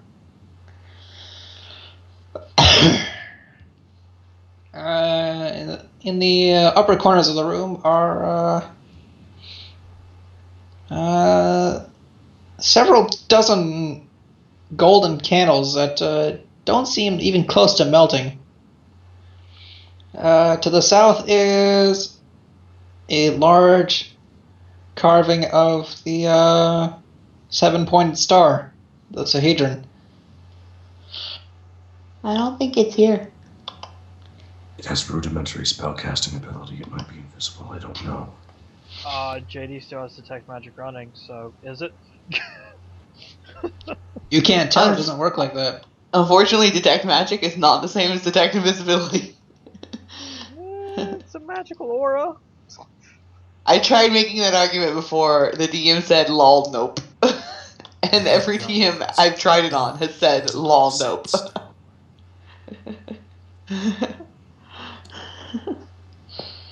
Okay.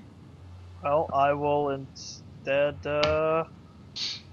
I'm not in combat, so I'm not allowed Ileana. to prep actions to cast Yes. As you spell. walk into the room. Invisible. Alright, she's already invisible. Never mind. I'm gonna snap my fingers.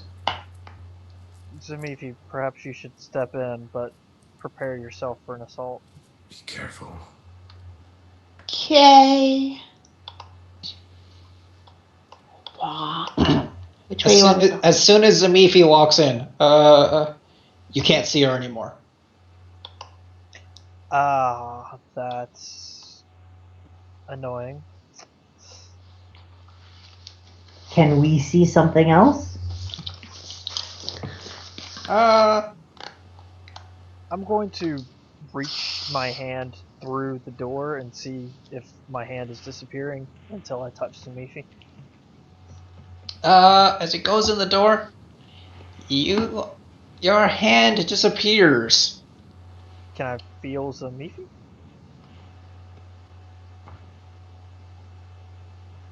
Or does it seem like... You can in fact feel the bird on Zamifi's head. Jeff? Pat Elion and spellcraft. What? ask him to scoot over. See, I didn't detect this as magic. What did you say? This is weird. When do I get to roll a spellcraft? Upon observing the effects of what is happening? Or do I get to roll at all? I mean, you can roll it at any time. You know what? I'm going to pull my hand back. I'm going to hit myself with invisibility. 31. And then I'm going to step in. At this point, I need you guys to roll initiative. I'm invisible when I do that, just... so, yeah. I did pull my hand back and hit myself with invisibility. JD no longer gets a +2. Yeah, no, but I know. he does. Yeah. Wait. No, I don't have a +2. Yes, you do. I put a psychosomatic surge in you. Oh, it's for all psychosomatic surges? For all of them now, yes. She got better at it. Oh. Every time every time a mesmer's trick is in an ally, that ally gets a +2 bonus on all initiative checks.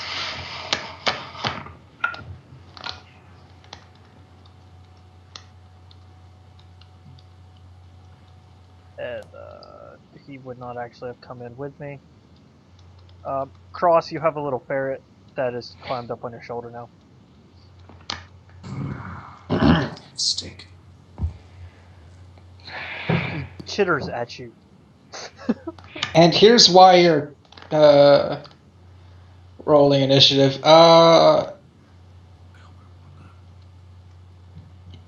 In the room, you hear an echoing, which at least the three of you would recognize to be a spell being cast. Can I spellcraft it? You can. Isn't Barghest have spell-like abilities? Those don't have verbal or somatic components. Oh, okay, never mind then. I thought spell likes did and supernaturals Nope. did not. Spell-like and supernatural both don't have components. The difference is spell-like abilities you have to concentrate on, and they provoke AOs as a result. Supernatural just happen.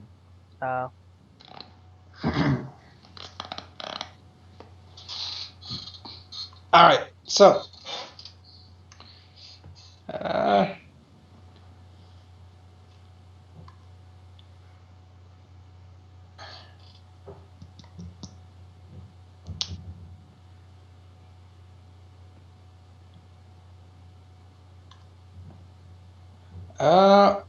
What do you guys do?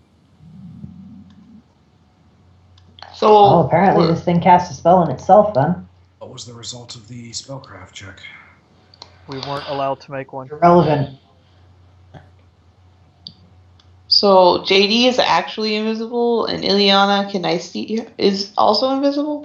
You actually wouldn't have heard Yeah. anything, so we'll not have the initiative up just yet. We'll keep those ones for later. Am I see-through? Yes.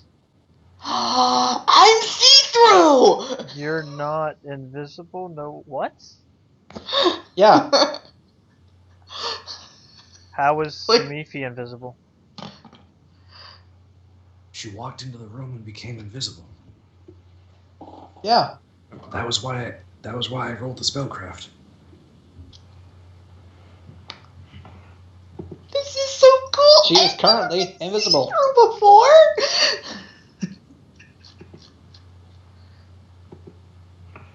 Well, I guess we're basically waiting until something happens.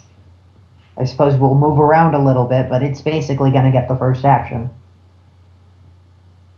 Okay. Zamifi, when you walk over there,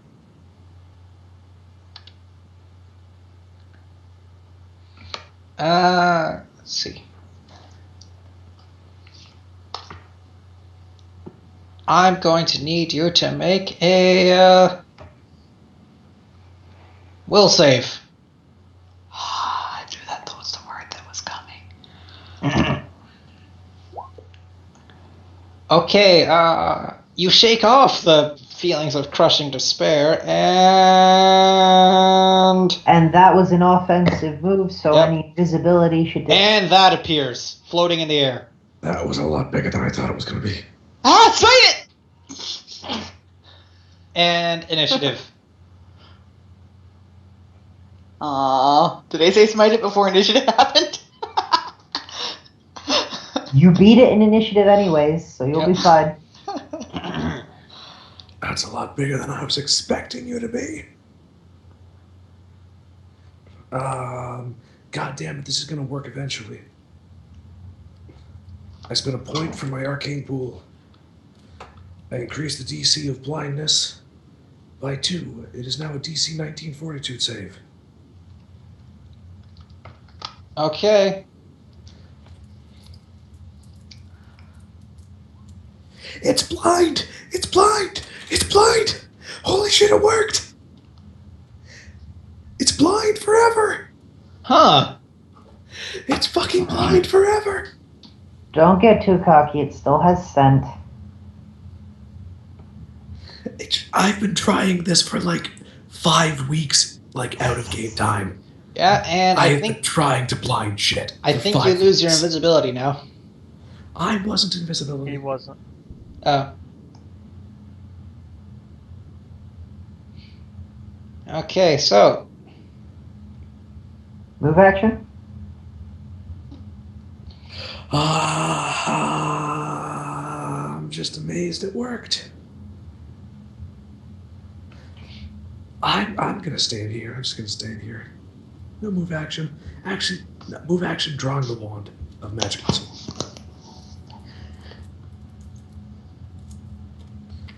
And that's my turn. Holy shit, I can't Okay, Ulrich. Oh my fucking god.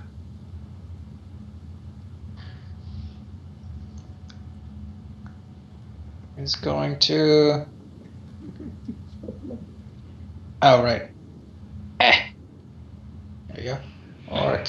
It's going to 1, 2, 3.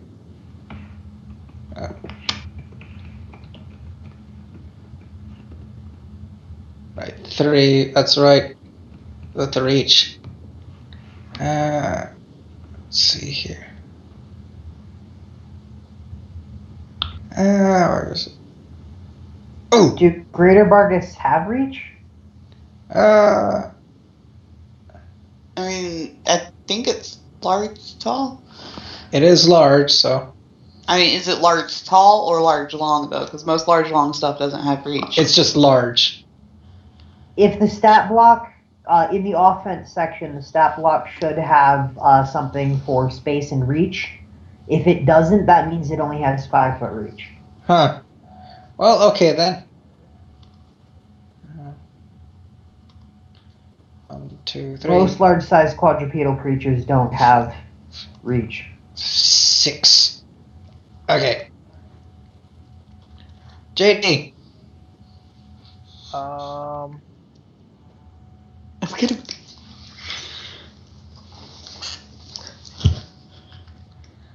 Which? Damn it! He got too close. Damn it! Now I have.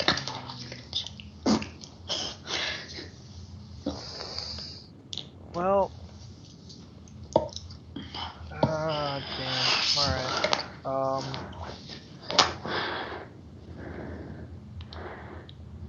I'm going to move over here. Dax is gonna run catch up with me.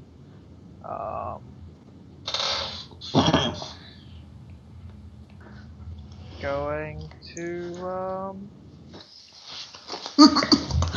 well, you know what? Let's try it.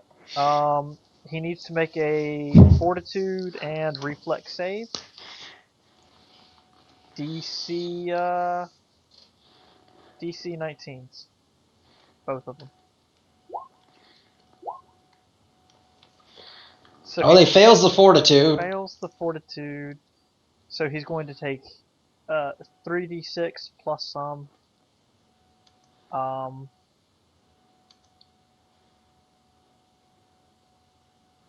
Let's see.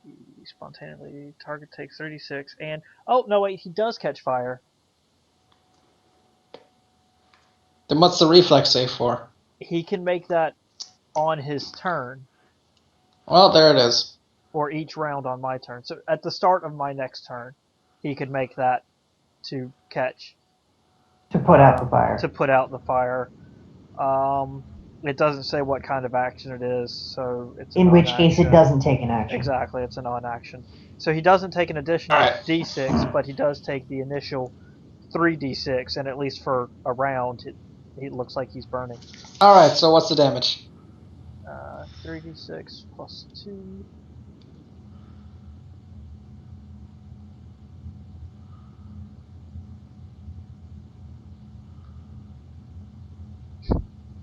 As he ignites into flame.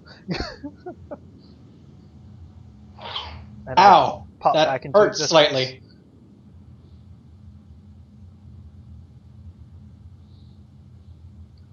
Okay, Zamifi. I was going to cast Grease, but... 5, 10, 15. Smite it! I'm gonna smite it! Smite it! Hey, is it an outsider with the evil subtype? It is, but you know what else it is? Levitating. Like how far?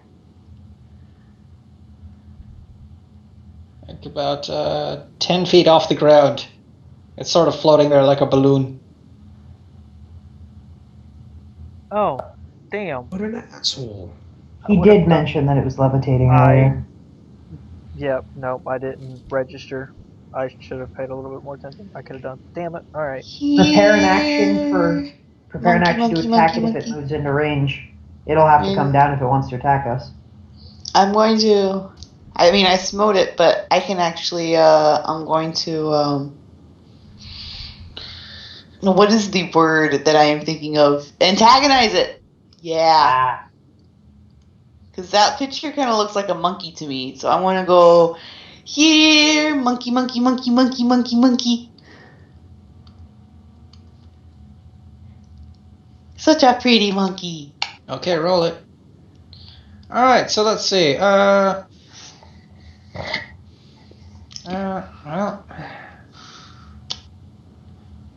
What was it? Hit die plus wisdom? Plus 10 plus hit die plus wisdom mod. Okay, 10, 19.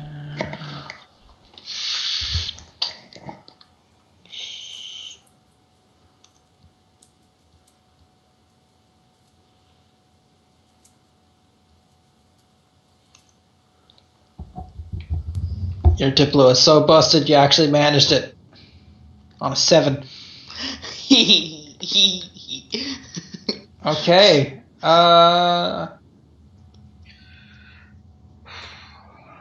Well, you got its attention. It's going to drop like 5 feet. And it is going to full attack you. It takes a penalty because of levitate and all that jazz. What's the penalty? Penalty is 1, and it accumulates for each additional attack. To a maximum of 3. And then it has to stabilize itself. Maximum of 5. 5? Oh, was it 5? Okay. So it starts at a -1 and then a -2. Okay then. Bite. Ow. Claw. Ow. Claw. Ow. My dick. And now it gets 3 50% miss chances because it didn't take a move Because action to it's slip her blind. out first. It's blind, son.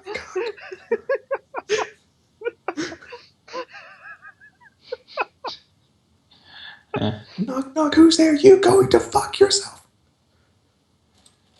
I want to be high. Okay, high it is. Keep you off in mind. Bite misses. Claw hits. Claw hits. Oof. Well. It knows where you are now. So. Okay, so that's still I can smell the blood in the air. 2d6 plus 12.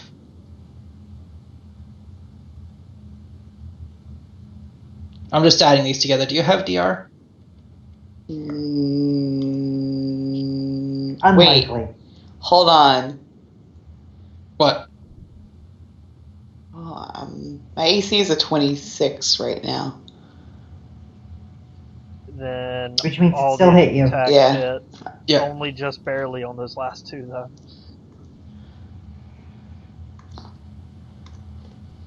But it still does hit, so... Yeah. 2d6 plus 12, here it goes. Ah! Only 14. You are so lucky. Minimum damage. Minimum damage. Ileana! Okay. I am going to establish... Did you proc your doohickey, Ileana? Not yet. Okay. I'm going to do that if you get hit again. Okay. So going to establish my hypnotic gaze on Malfeshnekor. The blind Malfeshnekor? While you're invisible? Yes, I want to point out that the hypnotic gaze does not require the target to be aware that they are under the effects of the gaze. I can choose whether or not they're aware. It's just funny, that's all. Because you're invisible and he's blind. I'm not going to be invisible for long.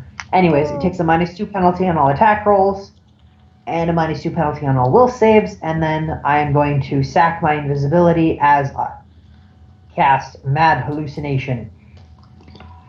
It can't see! That doesn't matter. You don't have to be conscious to see cats sitting on the ceiling. It needs to make a will save DC 16, and it's taking a -2 penalty. You saying blind people can't be crazy, Jeff? That's racist. You're such a racist, Jeff, man. I thought you were better than that. Damn it! Oh, no, wait. Takes a -2. Did you include that? Oh, no, I didn't. Logan! Yes! It fails the save. So, mad hallucination. Target takes a -2 penalty on will saving throws, caster level checks, intelligence-based skill checks, and wisdom-based skill checks. So he's taking a -4 penalty to will saves right now. Cool. Is that your turn? Yes, it is. Tony.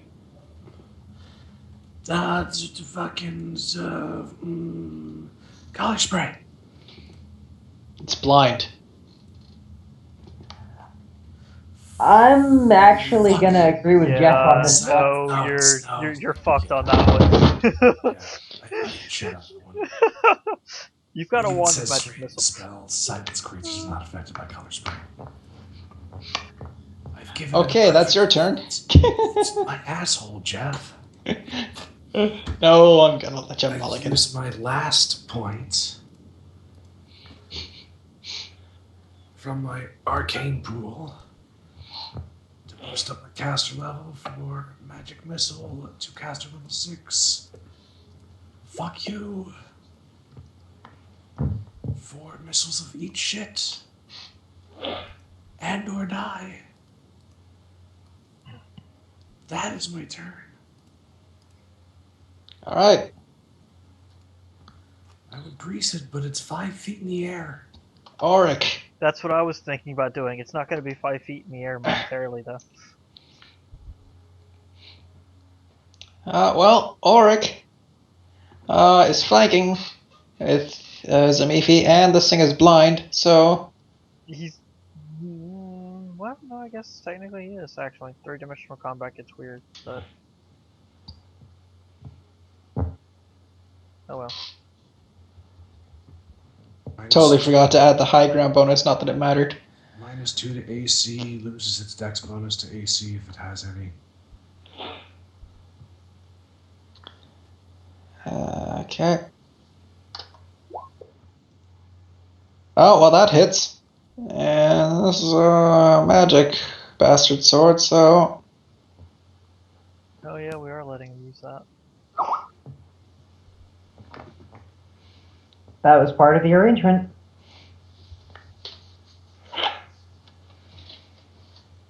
He gets to use it, and we'll sell it to him. See, right now it's just a trial period. It's like taking a car for a test drive. He's gonna test. This was a really good deal.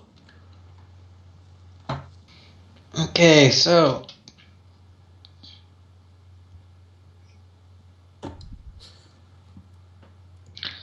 let's see. That would be... There he is.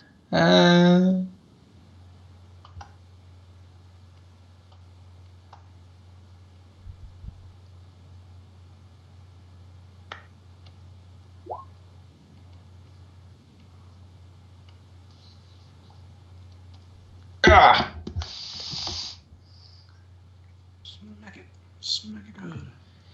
JD.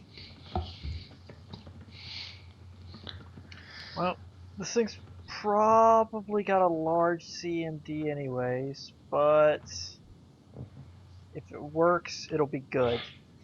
So I'm gonna cast Hydraulic Push from the top down.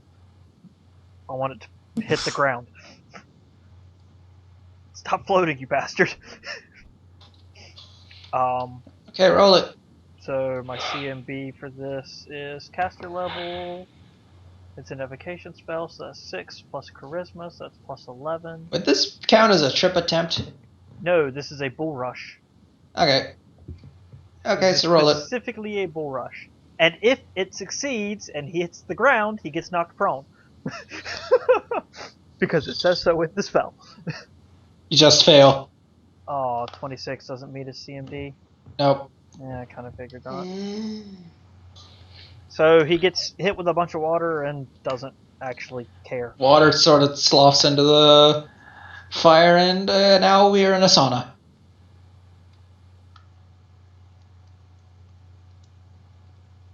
Oh, Jeff, Yep. Point of order, because it'll matter in Malfeshnagor's turn. The levitate bonus penalty only goes away after a full round to stabilize. Or just dropping out of the sky. That works too.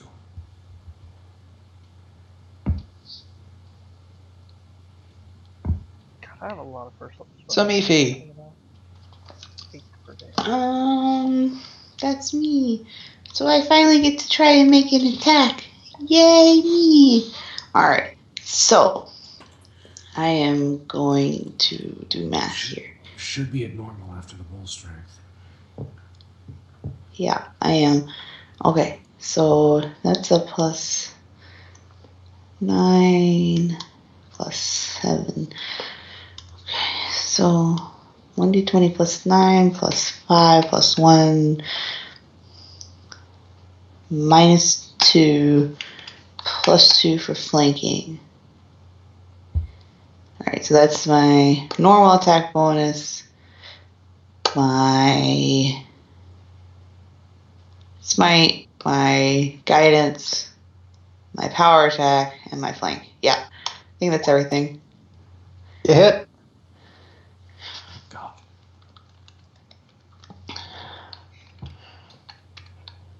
Let's see that double damage. Oh my god. It's double my paladin level, isn't it? Yeah. An extra 10. Okay, so it's plus... Why does that say... Oh yeah, plus 4 for my strength. Plus 6 for my power attack. Is that right? That's right. Plus 10 for my smite.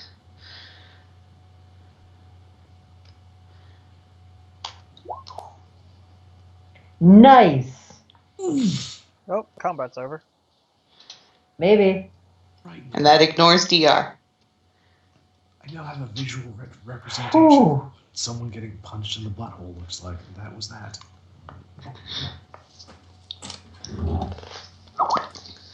Okay,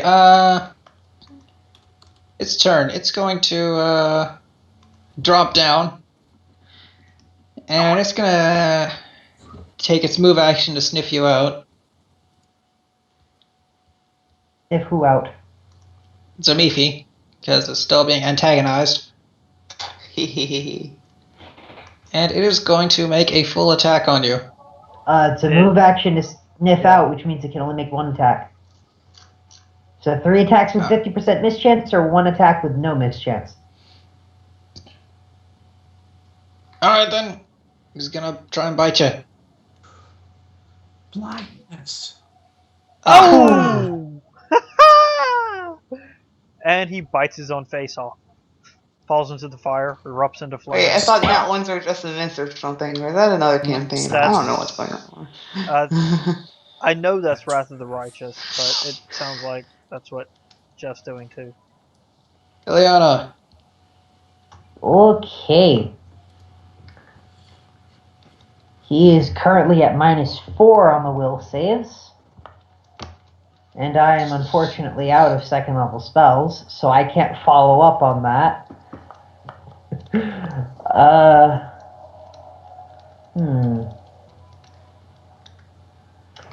So, because I can't follow up on that,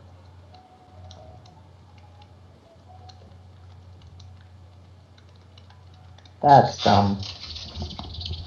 That's very dumb and unlikely to succeed. So, what the heck? Why not? Move action, sheathing. No. Can't do that. Moving. Dropping my, well, as I move, pulling the bow off my shoulder, dropping the sword cane at my feet. Going to take one of the +1 arrows, knock it, and take a shot. I am not taking the penalty to avoid hitting allies. Alright. So here's hoping I don't miss. I can't possibly miss. Watch this one. Oh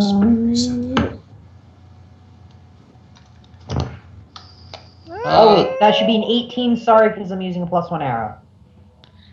Taking a -2 on top of that.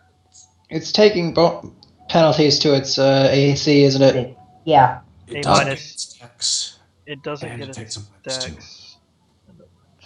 It's considered flat-footed to this attack because it's invisible. I mean, because it's blind. 18, you say? Yep. You bastard! That just gets it. Yes. Initiating painful stare. Roll. Darn! I thought I was gonna get. Oh. It's. You might. I'm only doing a d6 plus 2 base plus another d6 plus 2, so 2d6 plus 4. Yeah, but it's magic, so. Which ignores its DR. Exactly. Oh. Wow. Okay. Had more than I thought. Yeah, this thing has a lot of hit points.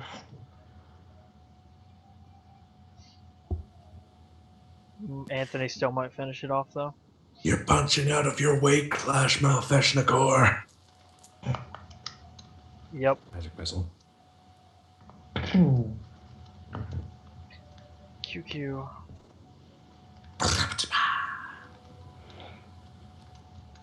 It keels over into the fire and sinks down. Do do do do do do do do do. Where's our health? I don't want to get more HP. We've refilled our heart tanks. Is there? Oh, have you not been paying attention? Clearly, you step into this glowing platform here. Dubious. I want to poke the glowing platform. Anthony walks into the room with a fist pump. Yeah. Hey, you got a kill, old man. Good job. So this thing was an ancient monstrosity that was supposed to be Nualia's key to success in the attack. It was going to help her destroy Sandpoint entirely. I don't see how it would have stood much of a chance. Well, I mean, against the people of Sandpoint, maybe. Yeah, but if we were there. What? She wasn't including us in her calculations. It's very hard to make any of these threats seem remotely credible when you guys just keep walking through them like that. Don't worry, we'll hit one eventually that'll just absolutely ruin us. Oh, I know you will. I've read ahead. I know you will. I don't know, man. Because Paladin. You throw an ambush at us that requires fortitude saves, half the party dies. Yeah. The Paladin is alive still. Oh, you have no idea what's coming up. He does. He's read the module. I'm actually good at fortitude saves. I'm good at all saves. Why am I a Paladin again? I don't even remember. Supposed to be the chosen of the launch too, as well. Wait, so that's gonna happen to me one day? What? What? You said that if that's the chosen of the last two, I'm the chosen of Smead, and so are a group of people gonna walk in and bash me over the head with a hammer one day? Samithi, I don't think we're exactly in the same circumstances here. This thing was the champion of an evil god. You're the champion of I mean, they might, but I'm pretty sure you can take them. Yeah. I'm not gonna lead a party against you. It was the blindness that really undid him. Yeah. Fucking like 5 weeks, like a month and a half. I've had that spell. It's like I'm gonna use it. I'm gonna be honest, guys. If he had hit me with his other attack, I'd probably be dead. Yeah. If he'd hit you with the other attack, I would have initiated psychosomatic search. Just roll it, Jeff. I'm curious. Oh, you want me to roll the damage? Okay. Yeah. Let's do this. All right. And remember, that second round, instead of move and bite, would have been another full attack. So you get to roll that too. If it wasn't blind. Okay, so I'm at 10. 7, I would have procced 1d8 plus 2. You would have only taken 2 of that damage. And if So that I'm had been at the case, 15. I would have run forward on my turn with a Cure Moderate Wounds. That's not a potion. hit. Yeah, the first one was. So 11. So I'm at 4. You'd still be conscious. I would still be conscious. Still would have kicked its ass. You would have been conscious, and instead of hydraulic pushing, I would have run forward with Actually, Cure no, Mod. because his defense would have been higher. Oh, that's true. That could have made a difference, yeah. You know what would have been the real difference? If Samithi hadn't antagonized it, because then it has a clear path to the door and me. Interesting thing, it actually can't leave the room. That's fucking handy as shit. Yeah. Yeah, Everybody else would have been screwed, though. We should have come with arrows. It wasn't just an arcane lock on the room. The room is basically, They trapped it. it's got a here. combination. It's basically stuck as if magic circle of protection against evil, I believe, and dimensional anger. It's not going to dimension door anytime soon. That's why it was still here, because it can't Yeah. leave the room. I'm going to start, looking around for symbols and shit. Okay, well, I'm gonna go pick up my bag again. Then I'll enjoy the codec entry. Taking my sword back. If you're looking for symbols, along the back wall is the Sahedron rune. Yeah, that surprised me. Anybody looking around the room? Sure. I want to poke. Sweep I'm with poking detect the magic. glowing thing. It's fire, Zamifi. Why are you poking fire?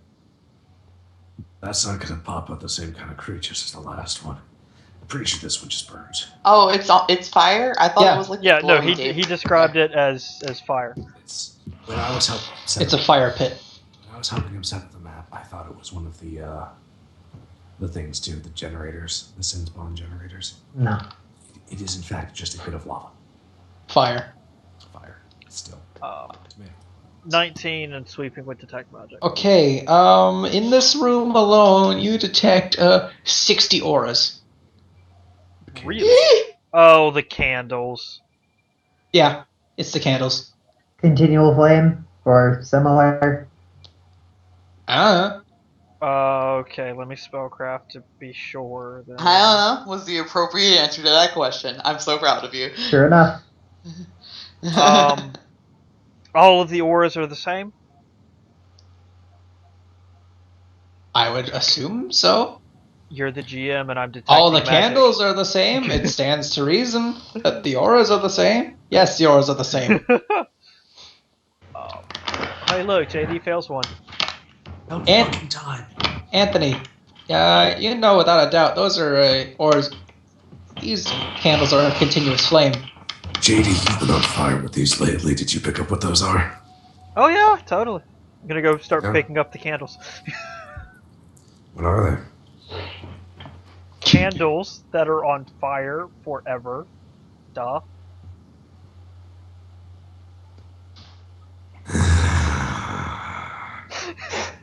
He's not wrong!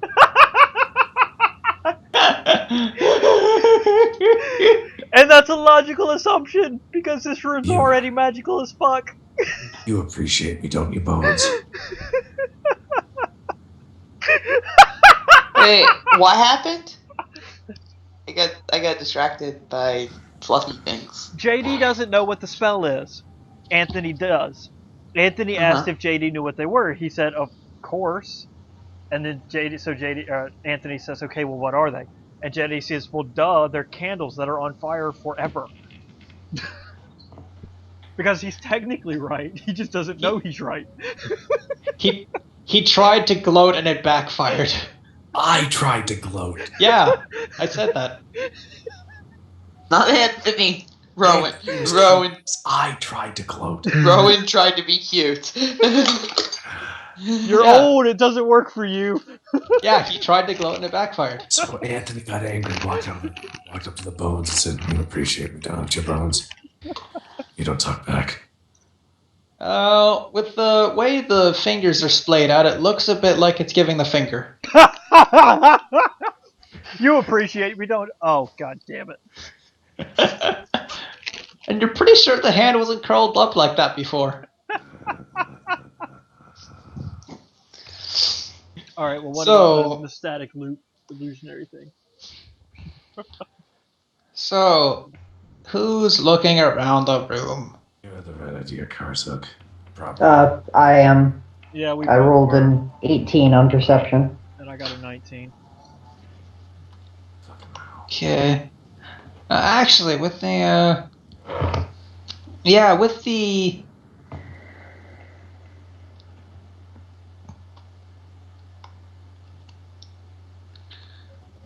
we just... Look, Zamifi rolled really good on her perception. We have... And you got the same as JD. Let me just check this real quick.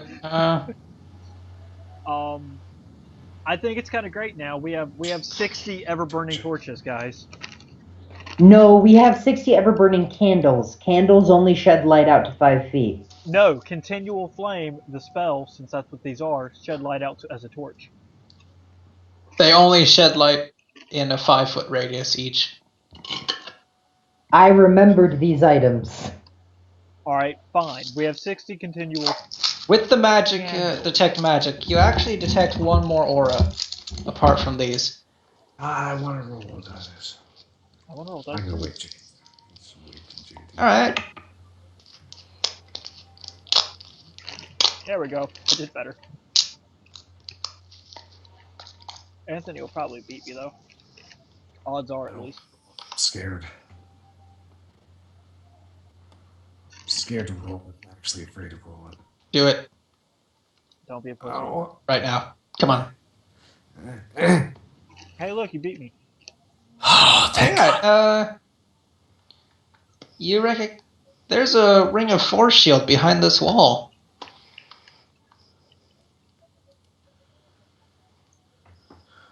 Ooh. Liana, come check this wall. Okay. Down behind it. Ring of force shield. Right there. You're gonna get a bonus on this one. I'm gonna examine the wall. That's what I get base. I think force shield actually has to be wielded, though. Yeah, well, he's pointing right at it, but it's not. No, you're not seeing what he's pointing at. We keep looking. That's what. Oh, okay, yeah. Now you get. Yes, that's what he was pointing at. Yes, okay. That makes more sense. Yes. Spend a couple more seconds, then like, oh, that's how it opens. That's literally what goes through your mind. That makes more sense. All right.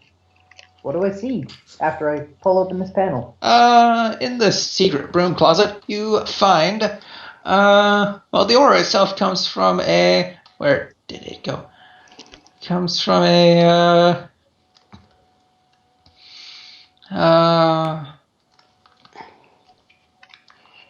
bed of fine white sand. You gonna go digging? I guess I'm gonna take a look around the entire broom closet. Well, you also find on one of the shelves in this hastily emptied out alcove. Actually, that's what it's in the white sand. In the coffer itself is worth about. Actually, bacon a price. I'm slightly confused, but okay. No, okay. So there is a box. coffer there is a box on a shelf. Inside of the box is some fine white sand and the ring. Yeah. Okay. The one ring. Making a price check on the box and the candles. Give me 1 second. I have no ranks in this. JD. So that's it. It's a party box. This box is worth something like 75 GP. I don't know shit about the box. Yeah, sounds about right for the box. Anthony, that's your praise, is it? Box is worth around 100 gold pieces. I don't know what scalpers you got in Sandpoint. This is easily 100. Oh, even better. And for the candles. Box. Oh, candles. And the candles. 60 praise checks, one for each candle. Yes. Anthony and JD, you know these candles to be worth about 25 gold pieces a pop. Nice. Ileana, you don't know this. Yeah. So I'm gonna fish the ring out of the coffer. Yeah. Anything else in here? Not really. Okay. Well. So what does a ring of force shield do? It creates a shield that gives you, made out of force, that gives you a +2 shield bonus. It effectively acts as if you carry a heavy shield, but it has no check penalty. Locate spell form checks. It is Yep. And you also don't need to wield it. Yeah, pretty much. You don't need to wield a ring of force shield? Nope. Not really, no. No. It says it functions like a heavy shield, though. Except that it is, it has no ACP, no arcane spell spells, activated and deactivated as a free action. It generates a shield-sized and shield-shaped wall of force that stays with the ring. And can be wielded as if it were a heavy shield. You notice the Sahedron rune on the ring. As I'm examining it. Careful of that. Well, if you think that it has to be wielded and you don't want it, give it to one of the casters. Or me. True. I was thinking about asking for it. I'm looking for a rules thingy. Well, we've given Zamifi a lot of items this run anyway. It wouldn't be unreasonable for you to ask for it at least. Out of character, I'm just looking for the rules. Like, if you guys are offering it to me, that's one thing, but I don't know if I can actually use it. Ileana, I spoke prematurely, so I'm just going to wait to see if you point out the rune on the ring. I'll get to that in a moment.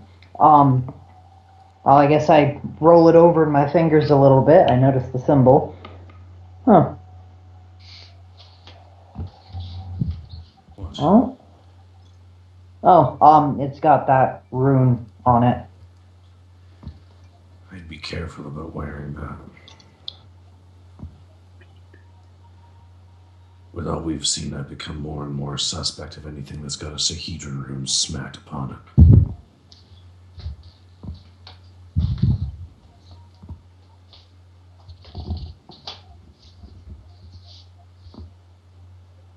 Well, if it did anything other than shield you, between the three of us, we would have detected and figured that out. Most arguments are saying that no, it doesn't work with a two-handed weapon. In that case, I think that I should take it. You can't. They say most reasonable GMs won't say you can activate it and deactivate it as a free action. So, like, you can take your full attack on your round and then reactivate it at the end. It depends on how many free actions you or whatever. Like it's a free action to activate and deactivate it. So technically, at the beginning of your round, you could deactivate it, take your full attack action, and it's a free action, reactivate it at the end of your round. Like, that would screw your attacks of opportunity, but other than that, Well, we've got a second person who can use it, so yeah. let Ileana have it, and then we don't have to worry about any of it. And that way I'm a little bit tankier on the front lines and better at providing... Short end of stuff anyway. Okay. Well, I'm going to ask then, well, if this does what you think it does, is it alright if I hang on to it? Go for Wouldn't it. mind a little extra protection on the front lines. Doesn't bother me, Annie. In that case, I'm gonna slide it onto my left hand and focus on it. Make sure it works. Your ring finger is sliced off. No. It's a cursed magic item! Yay!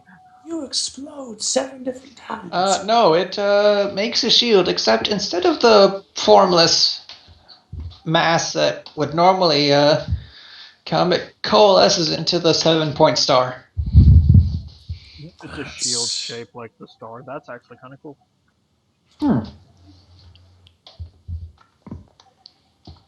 I'm gonna finish taking a look around the rest of the room and finish collecting the candles. Anthony's face is gonna turn.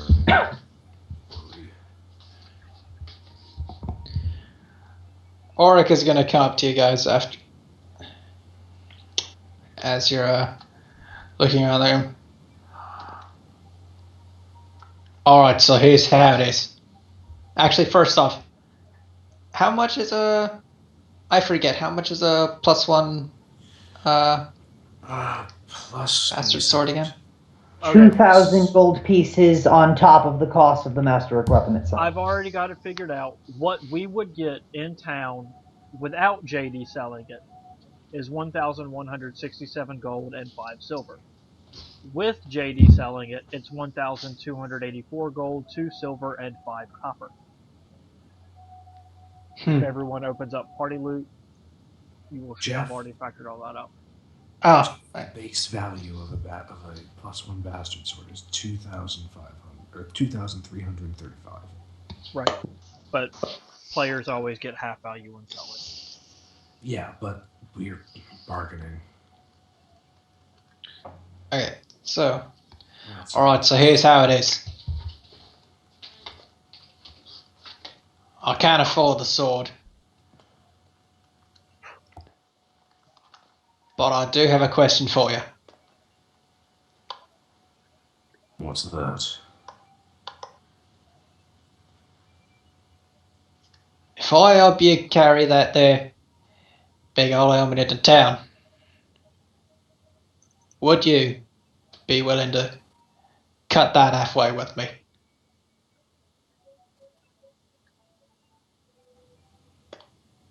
You mean there's 4 of us and 1 of you, and you want half of the thingy? No, he wants a discount on the sword to help carry all our stuff back. But we have Chiquita for that. And a horse. I don't think the horse or Chiquita is going to by themselves necessarily. That's not what I'm asking. Oh. You want half the cost of the helmet? That's right. Ah, the helmet.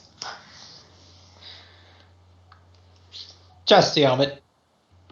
We can keep the sword? What's in our deal, Auric? He's trying to make a new deal.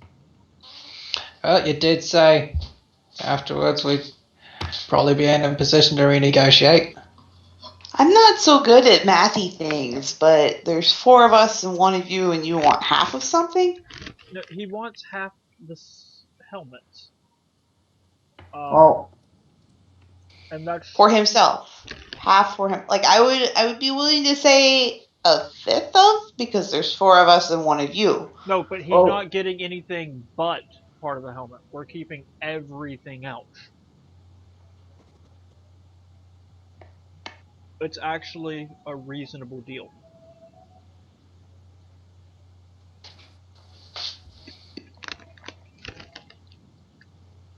Yeah, see, the kid gets it.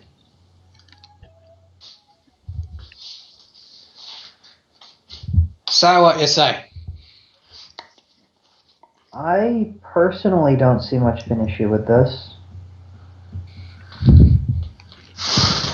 Wouldn't it be cheaper to just let him keep the sword? I mean, none of us can actually do anything with that anyways, where we can actually do stuff with what we would get from the helmet. Well, did anybody get a prediction on how much the helmet was worth? Yep. All right. Question then. Don't give me your estimate out loud. Would you reckon we could sell the sword for more or sell the helmet for more? Helmet for more by a small amount. The helmet's an art piece, the sword is not. Just out of character. And JD is answering as if he was. I'm looking. Yes, I know. I'm looking at the half and half, talking about what Auric would get. I was answering, looking at the difference of what Auric would get keeping the sword or keeping the helmet. Okay. In that case, he would get more gold out of the helmet by a small amount. Anthony, I think Zamifi has a point.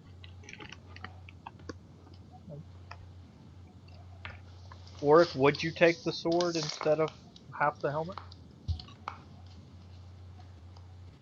He's the one trying to negotiate. I think that'd be a fair trade. And I'll tell you what. I mean, I'm not making the deal with Cross is. I was just asking a question. Cross hired you, not me.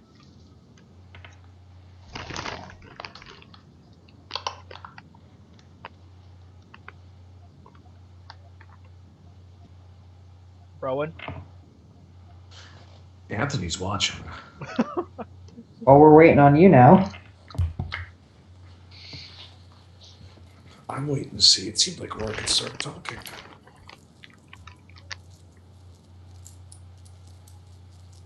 It seemed like what? I thought that Rourke started talking. He did, but then he got cut off. I'm waiting for him to finish. Well, seeing as I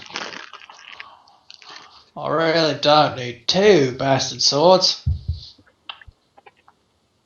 I think I'd be willing to let go of this old boy here. He's gonna pat the masterwork sword at his side.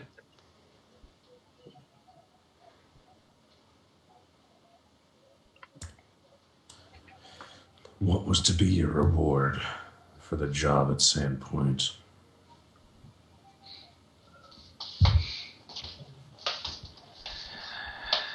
My reward? Yeah. Let me put it this way. Our second thought. I know what you're gonna say. Never mind. I was gonna say she pays in platinum. Any idea where this platinum is kept? He just shrugs. Probably probably Sandpoint's bank, Anthony. Yeah, that's what I was guessing. How much platinum was she offering? 100? She was paying a wage as we went. I'm gonna make this as simple as I can. Our original deal was an assistance in exchange for a reduced price buying that sword. Alright. If you want to reduce it more, I need to know what you're working with. Alright. Well, here's what I got on me right now.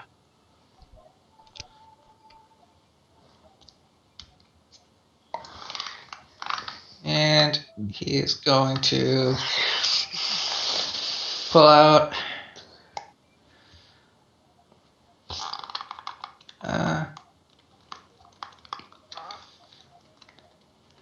just shy of 3 platinum pieces. Not even 30 gold.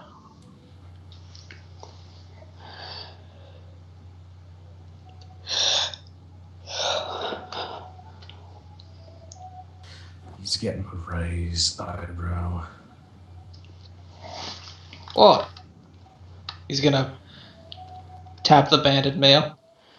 Have a look for yourself. With your magic eyes. Making deals that you couldn't cash, Van Kaskerkin. What did you say?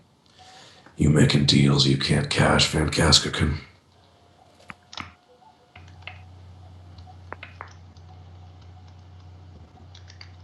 You said we could renegotiate later. Figured I'd try renegotiating. Since he offered, I am going to start looking at him with magic eyes. There's a magic aura around his banded mail. Is it the same as the aura around Zamifi's breastplate? Yeah, it's +1. So you want a nice expensive sword to match your nice expensive armor? Pretty much.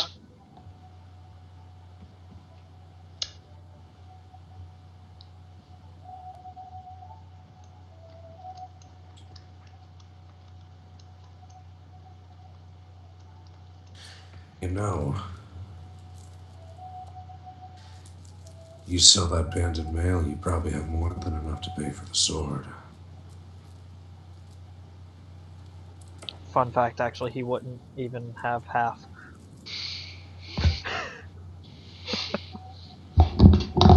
Out of character. JD's not saying that in character.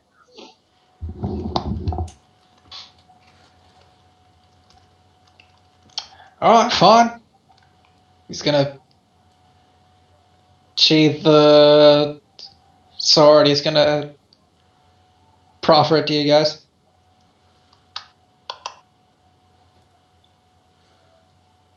The magic sword? Yeah. Takes off his armor. What? Well, what is he saying? I say you probably have more than enough. It sounds like you're saying no to his offer of I said he had more than enough gold to buy the sword if he sold his armor. That's what I said. And then he was sheathing and handing over the sword. I think he was non-verbally rejecting Kier. Oh. Since that is now off the table, and for the sake of fairness, I'm going to walk over to Auric.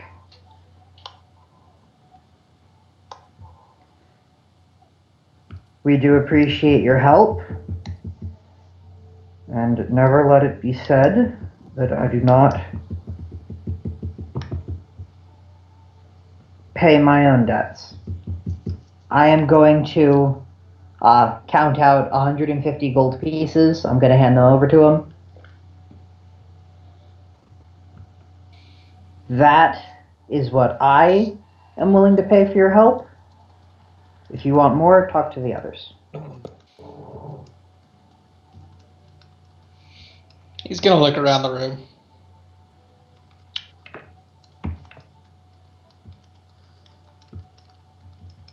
I'm gonna look around the room. And I want to point out that that's about 10 times the rate of your average hireling with training.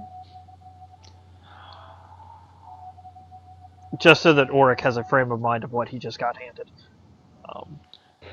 He just got handed 15 platinum for 2 days worth of work. Yeah. He's gonna look around the room. Yeah, I think this will do me just fine. Alright. You still willing to help us at least get the helmet upstairs? I think I could use the exercise. Alright. Zamifi, we're probably going to need your help too. What did I do? She was obviously distracted. I don't know, picking sand out of her breastplate or something. used to belong to a goblin, let's be honest.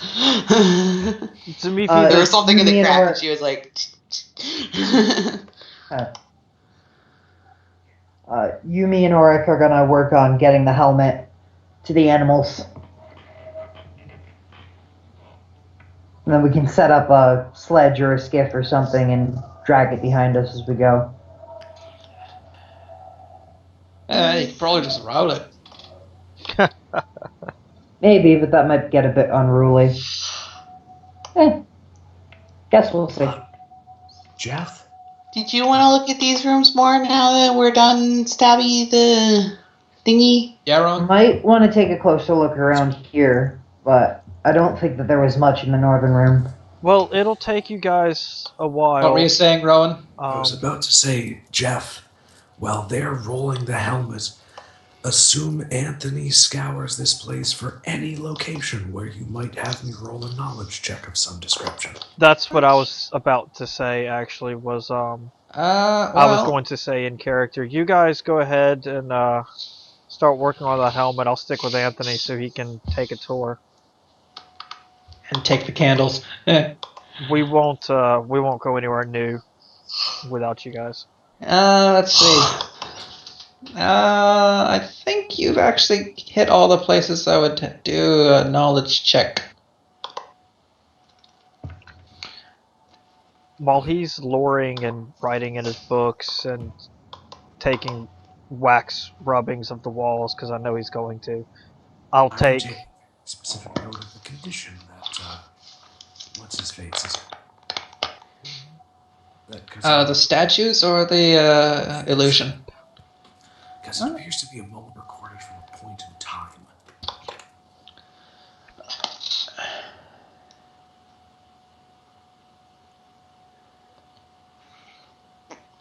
Well, there's not much detail to the illusion right now. I mean, it's faded from... It's like a videotape that's been played over and over again. After all, it just stops really working as well as it used to. I'm going to take additional perception checks around the rooms while he's, just to make sure we didn't miss anything, while he is being a nerd. Alright, you're taking 20? Yeah. Alright, you find this down here in the Mafeshnikar room. Oh, second door. Yeah. Yeah. JD, you say being a nerd, but goddamn, this campaign is called Rise of the Runelords. I'm finding the plot. Yeah, being a nerd isn't an insult with our group. You know that by now. Shut up, nerd. Nice one. Somebody just let it go. So. Spicy. In that room is nothing. It's been picked clean. Yeah. Somebody was in a hurry to get out of here with the goods. Yeah. Not a huge surprise. They had to make this room a makeshift prison. How I wish Mafeshnikar was alive so he could tell us who imprisoned him. Unfortunately, he's on fire. He's sunk in the lava. He's gone. Yeah. Or he emerges 30 seconds after when we've let down our guard. Oh, God! And now he has flame powers. Now he is Skeleton Man. Skeleton Man, Skeleton Man, Skeleton Man. Yeah! Billy, the skeleton was in you all along. There's a spooky, scary skeleton inside every one of us right now. Oh my god. You know, your teeth is the only part of your skeleton that you clean? It's not. It's calcium. It's not a part of the skeleton. Anyways, moving forward with... So, are you going to, Biology. 3 of us are working on bringing the helmet up. You gonna get the rest of the money while you're in there? After we get it up and to the animals, yes. I'm gonna come back and I'm gonna try to scour the bottom of the pool for as much of that as I can. Okay, that would take you, 11 minutes. Okay. To dredge up, you want to write this down. I've got my loot list here opened, and I'm 3,500 silver points. Silver Okay, pieces. let me. 3,500 silver. 630 gold pieces. 630 gold. And 40 precious stones worth 10 gold pieces each. 40 precious stones.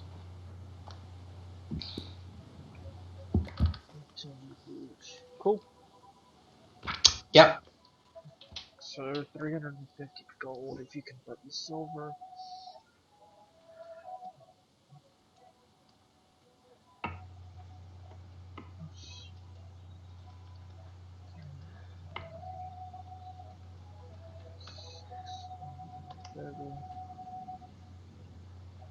Plus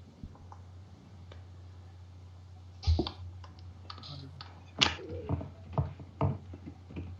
That's 5.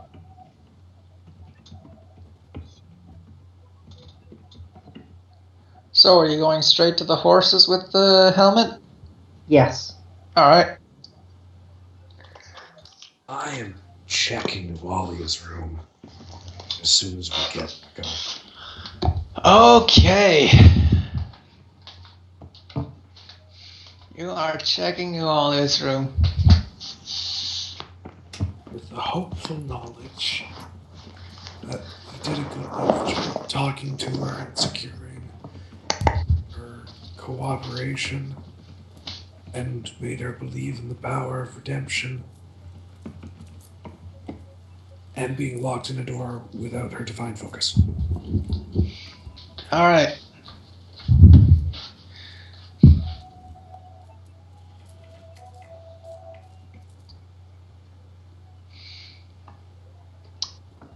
Well,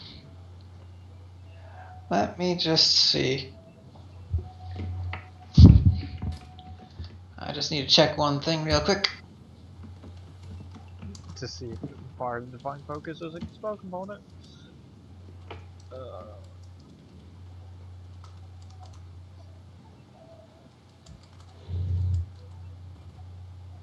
Okay, let's see.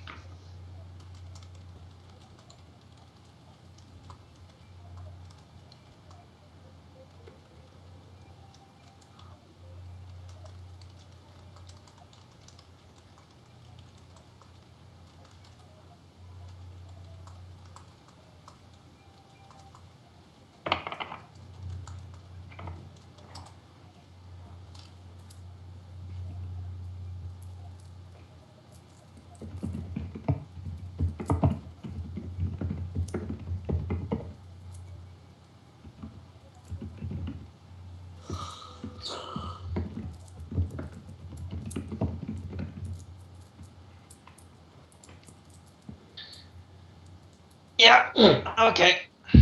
So,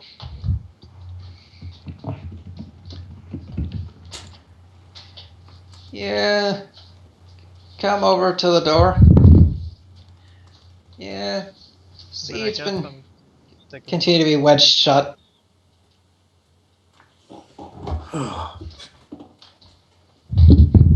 a knock on the door.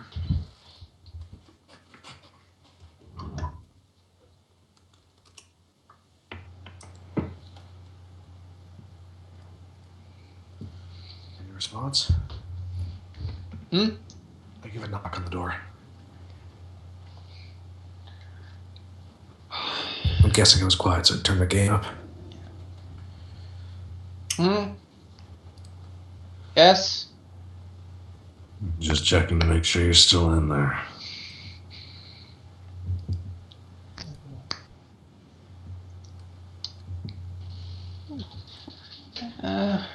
Not for lack of trying, mind you.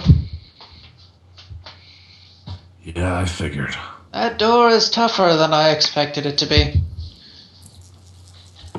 I gave up after about 5 or 10 minutes. Well, I'm glad you did. A lot of trust gets lost if you break free. probably put Ileana out of it. Maybe.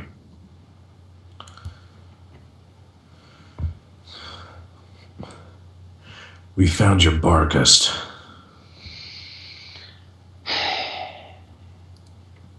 And considering you're talking to me right now, I can guess how that went. Yeah.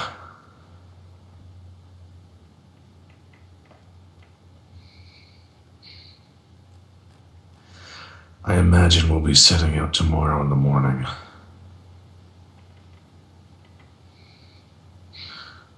Where? Don't know.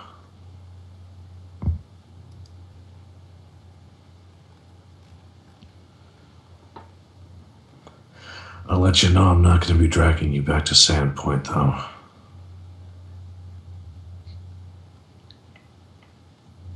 Oh, really? Nah. I read what happened, remember?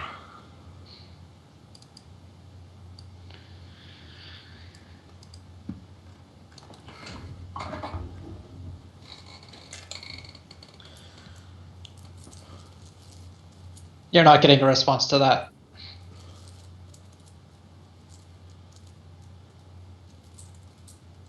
At least not one you can hear. Yeah.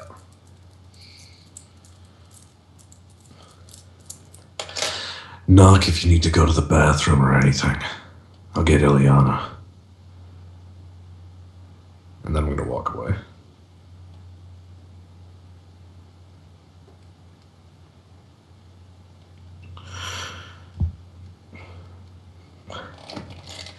And assuming they're still moving the helmet, I'm gonna ask JD to come upstairs to the mess hall.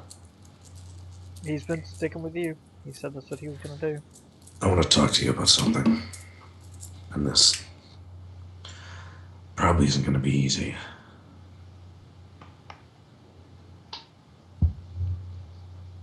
Okay. But I want you to remember what you said before when we were trying to decide Nualia's fate. And I'm gonna pull out the page of the diary and I'm gonna slide it over to him. Oh, fuck, this is going on while we're on helmet duty and collecting treasure. Anthony promised he was gonna do the hard stuff.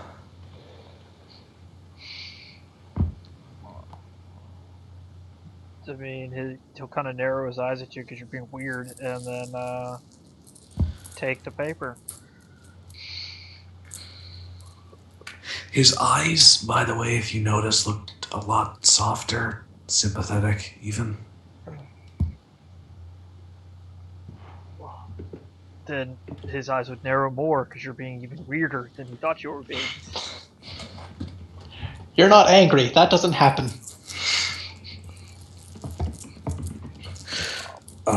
The paper, the journal page, details, Nualia. I imagine like the tail end of her vision she received from Lamage 2. Waking, jamming her father's door in the temple shut, and then burning the place down.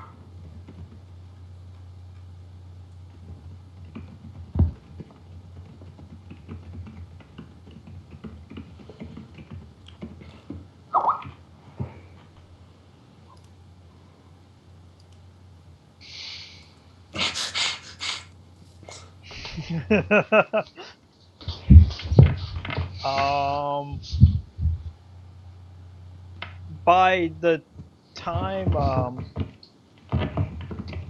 getting towards the end of the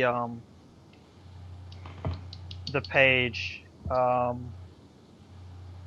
JD will have a myriad of emotions will have played across his face while reading this.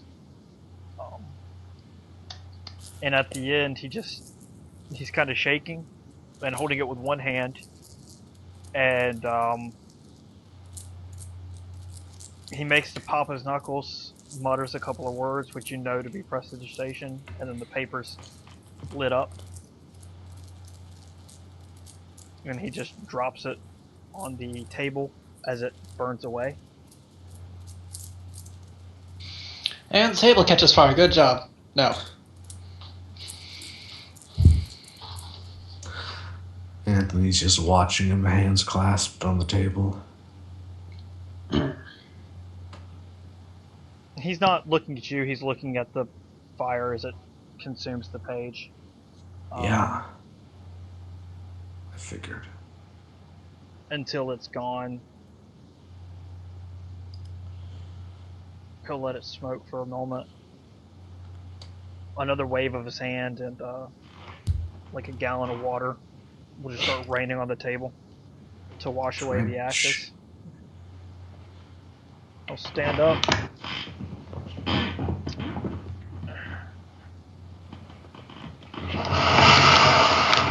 I stand up as well. He turns from you and starts walking back down the hallway.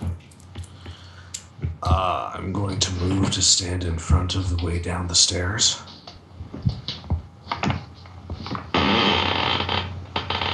He begins making an all too familiar casting gesture at you now. Move. Burning hands if you bother spellcrafting. No. I'm going to talk to her. And you're not going to stop. Are you going to talk to her? Well, I can't very well do anything if she's locked inside the room, can I? If you're going to talk to her, then we should wait for the others to be there. I don't need them to talk to the person who killed my family. And unless you stop him, he's just gonna shoulder check you and keep walking. We'll roll two wizards C and Bing each other. Let's do it! Yeah, Okay. fuck it, let's do it. Do it. And remember, you're taking penalties still. My CMD's a fat old 15. That's okay, I just get a straight straight 20 Straight 20. after my penalties. 1 in 4 chance. Roll it. Wait, nope, I get a -1. Yeah. Less than a 1 in 4 chance. It might work though. Hey, look, it works! Oof, there it You is. just barely manage it. God damn it. Well, I guess I'm following you as you bounce past me. It's fun when wizards roll C and B's at each other. If that hadn't worked, I might have tried hydraulic push, but that would have been bad if you're standing at the stairs. Wizard duel. Wizard duel.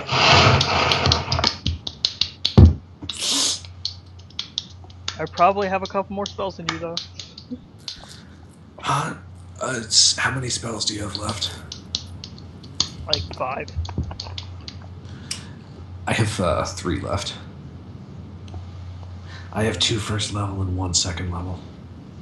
But one of them is blindness. I wouldn't use that. That lasts forever. 3.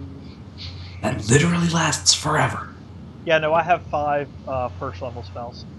You're safe from my second level stuff. Granted, I wouldn't use that against you because that's literally going to kill you. Yeah.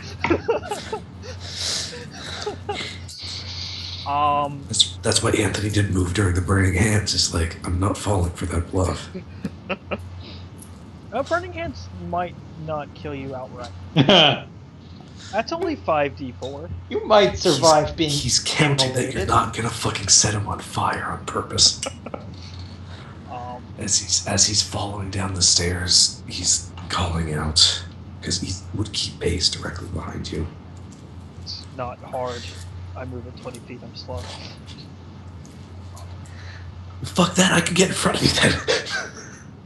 I mean, you can. I'm encumbered because of strength damage. I get in front of you again then. I failed the shoulder check, and then attempt again. But that takes a little while, and by that time he has time to talk. It takes 6 seconds. What can you say in 6 seconds? and walking down the stairs. JD, I want you to remember what you said earlier today. I said I wanted to talk.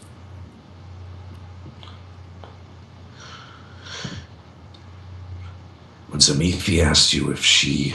What if Nualia was the one who set the church down and killed your parents? Would it matter? And you said yes, but it didn't mean she deserved to die and she would still have to stand trial. I imagine this time my shoulder check passed. Yeah. I'm trying to find out, did you mean it? I'm trying to remind you what you said.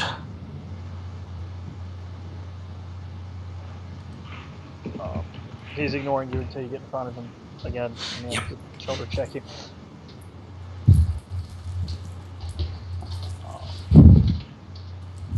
Boom. Oof. Continues ignoring you then. He stops her around because that fucking hurt. Oof. Shit. You know what? From here on out, I'm just giving you a morale bonus on these, JD.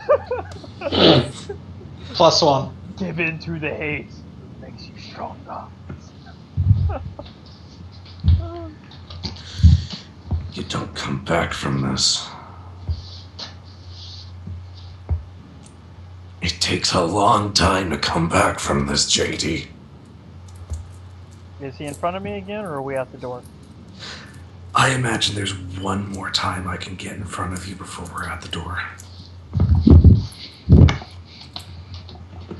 Haha! Made it because of the morale bonus.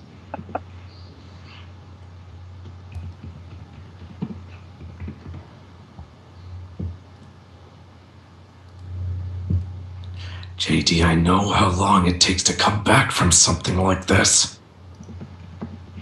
Am I at the door? You are at the door. I'm beating on the door. Just, it could be considered knocking, but he's doing it very, very forcefully. Yeah, I'm still here. Why?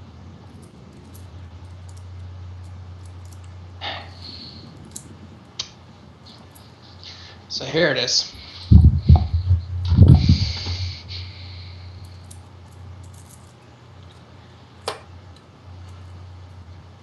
It's probably going to come as small consolation to you. I had precisely one target that night. And you couldn't bother to waste the time to check for collateral damage?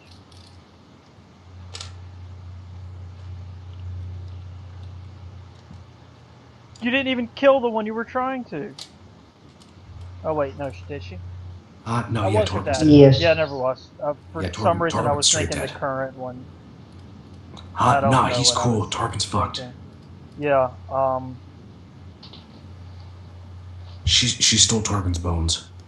right, yeah, okay. I've got things turned around. What did I say before that then? Didn't think to check for collateral right. damage. Collateral. Yeah. Philip stopped that one then.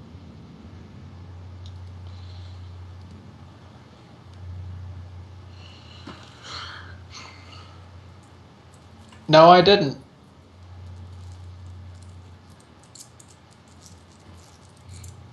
Did you not care?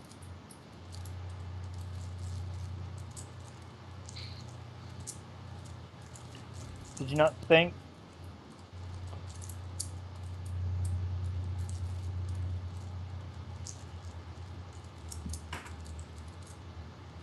No and no.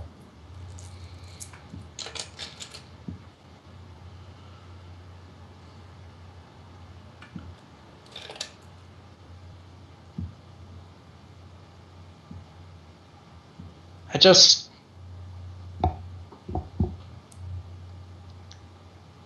just wanted it to be painful. I wanted to leave a mark.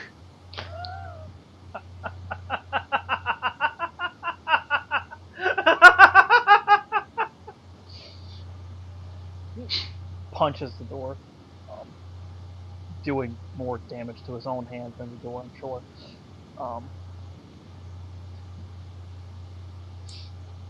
Just wanted it to be painful. Just wanted to leave him alone.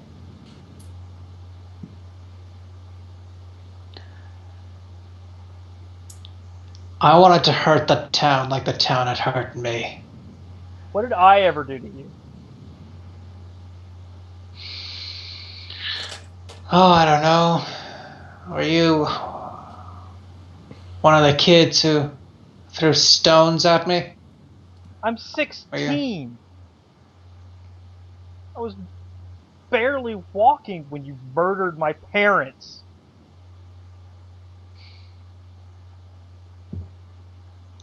What were your parents even doing at the church at night?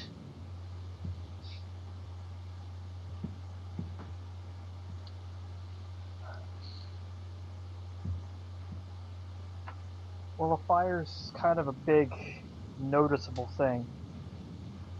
You know? Draws lots of attention. I'm sure that's exactly what you wanted. They were good people. Tried to put it out. Try to make a difference in someone's life rather than take it.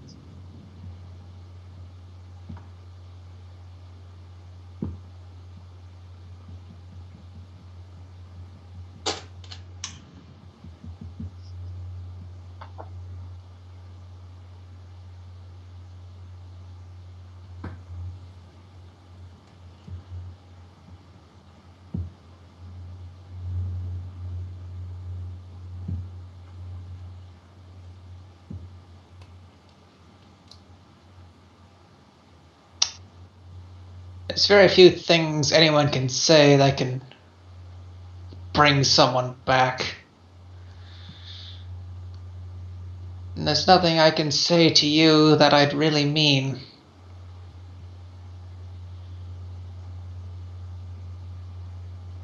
I guess the question is,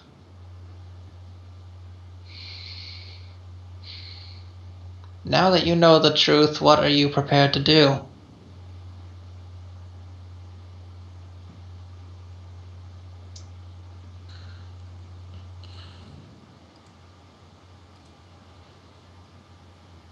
Would you do it again?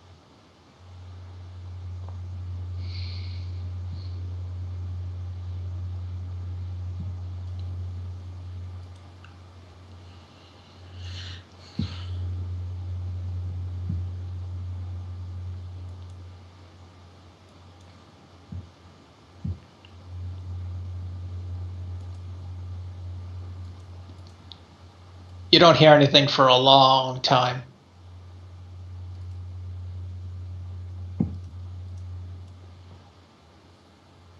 He'll give it about a minute before asking. You're repeating the question.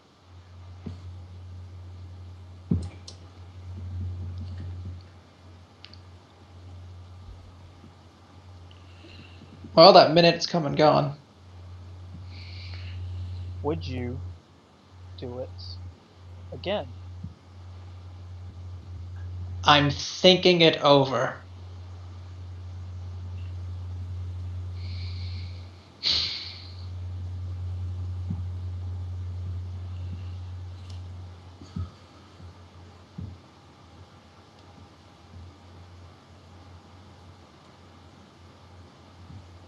Truth be told, I don't even remember most of that night.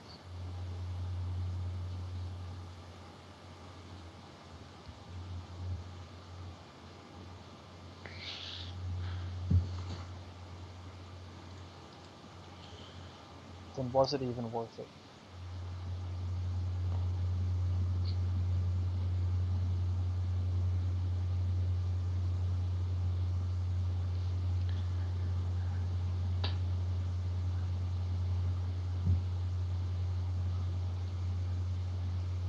Well, on the one hand, I did finally manage to leave Sandpoint.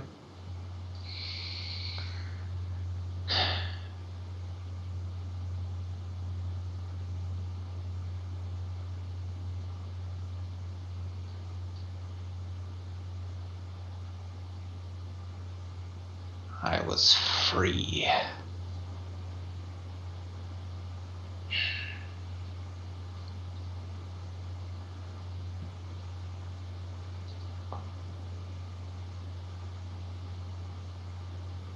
Cross, you've noticed JD's kind of been shaking that entire conversation.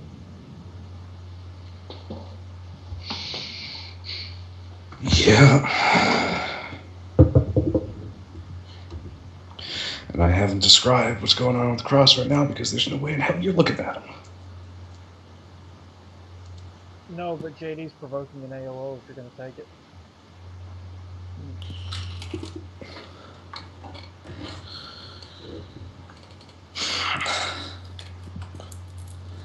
He's casting the spell.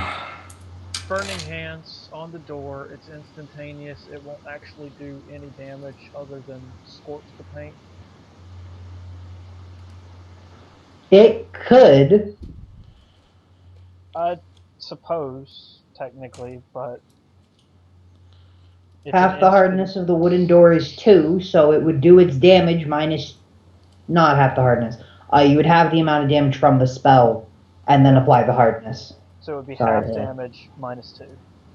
Yeah. No, minus 4. Minus 4. 5. 5 in this case. Okay. Hardness of wooden door is 5. 5. It would be half damage minus 5. Burning Hands can't set the door on fire, can it? No, it cannot. No. Yeah, I'm not going to do anything. I couldn't do anything if I... So 7 minus 5. So I singed the door. She might feel a little heat wrap underneath it or something, but... yeah, she's going to see smoke coming in from under the door. After that, he draws his dagger, stabs it into the middle of the singe mark, and then just slumps next to the door and just sits there.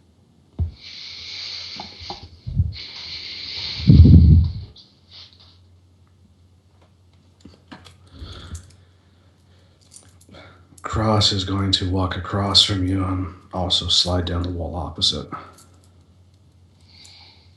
JD isn't really looking at anyone, and his eyes would not really be capable of seeing anything right now. You know what I mean? That deadpan, he's not really here kind of expression.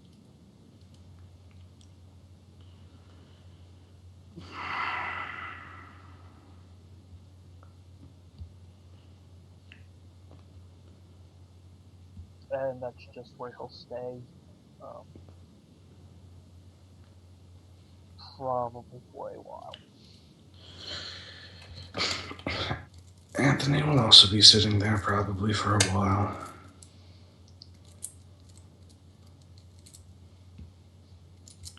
After the first couple of minutes of presumed silence, you're going to hear Noalia much closer to the door this time. Now that it's not in imminent danger of exploding into flame.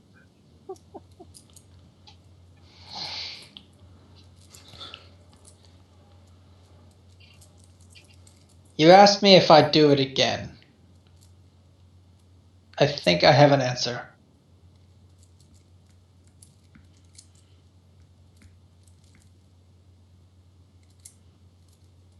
He's not responding with words, but he's still slumped up against the door, so I don't know if she would be able to tell he's still there or not. But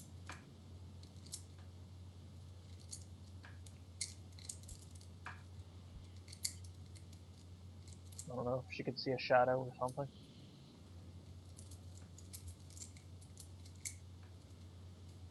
Shadow shift under the door.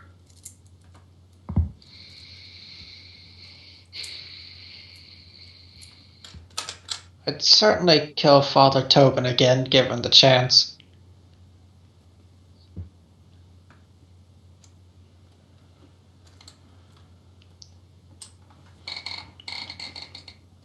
I imagine I'd be less sloppy about it the second time around.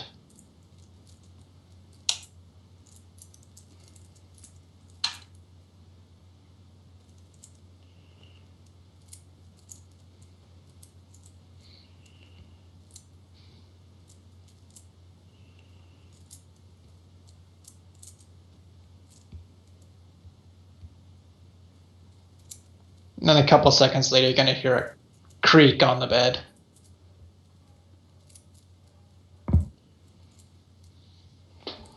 A minute or two after that, I don't know if she can hear it. Crosswell, since he's facing presumably JD, and there's not a door between them. Yeah. Because it's going to come out more of a croaked or choked up hoarse whisper than anything else. Just because JD's at the mental breaking point right now. But he'll just kind of choke out. Do you even know what remorse is?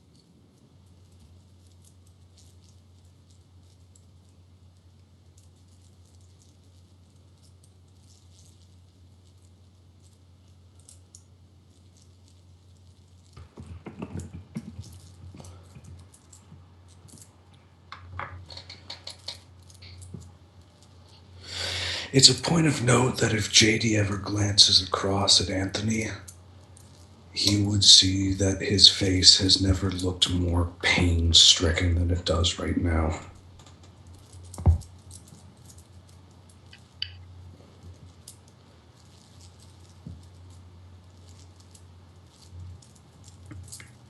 It's such a rough night for everybody.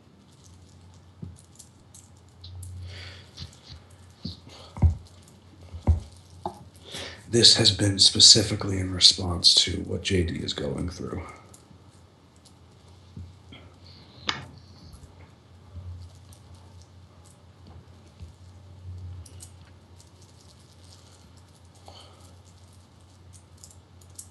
It would be his eyes are red, he looks raw, he looks kind of afraid.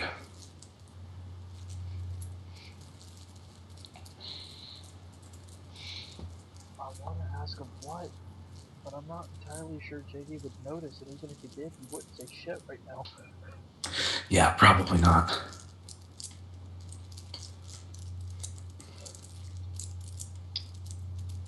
It's a point of note, that's what he sees, whether he registers it or not. That's up in the air. Right.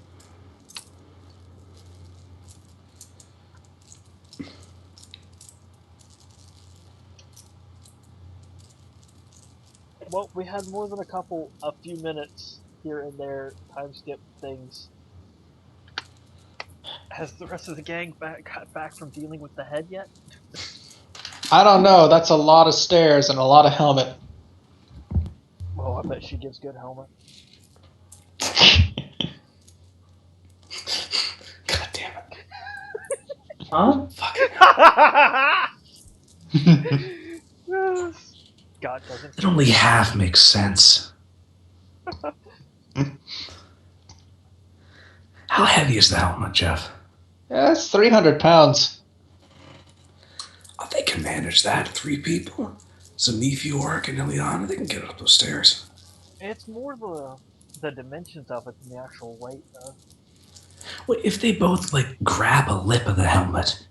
I mean, It's my got off eyes, too. ground. Oh no, the bull strength is gone.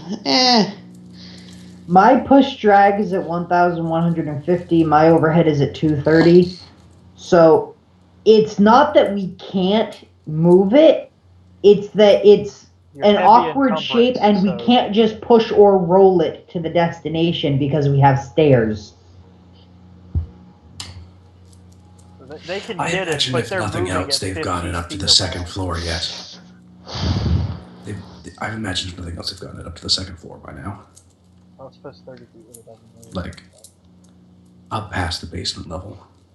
Because I did take 20 to explore a couple of the rooms while Tony was doing. I'm saying it probably had taken them this long to get it outside. Oh, okay. Okay.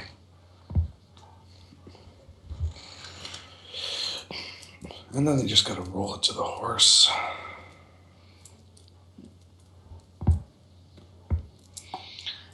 Yeah, from here it's the easy part. Well, that's what JD's doing for a little while.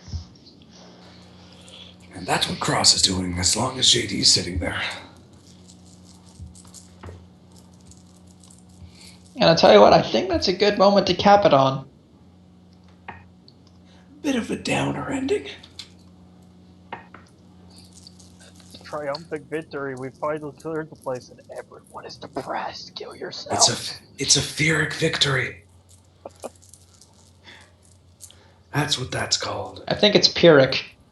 Pyrrhic. However you pronounce it, shit got dark.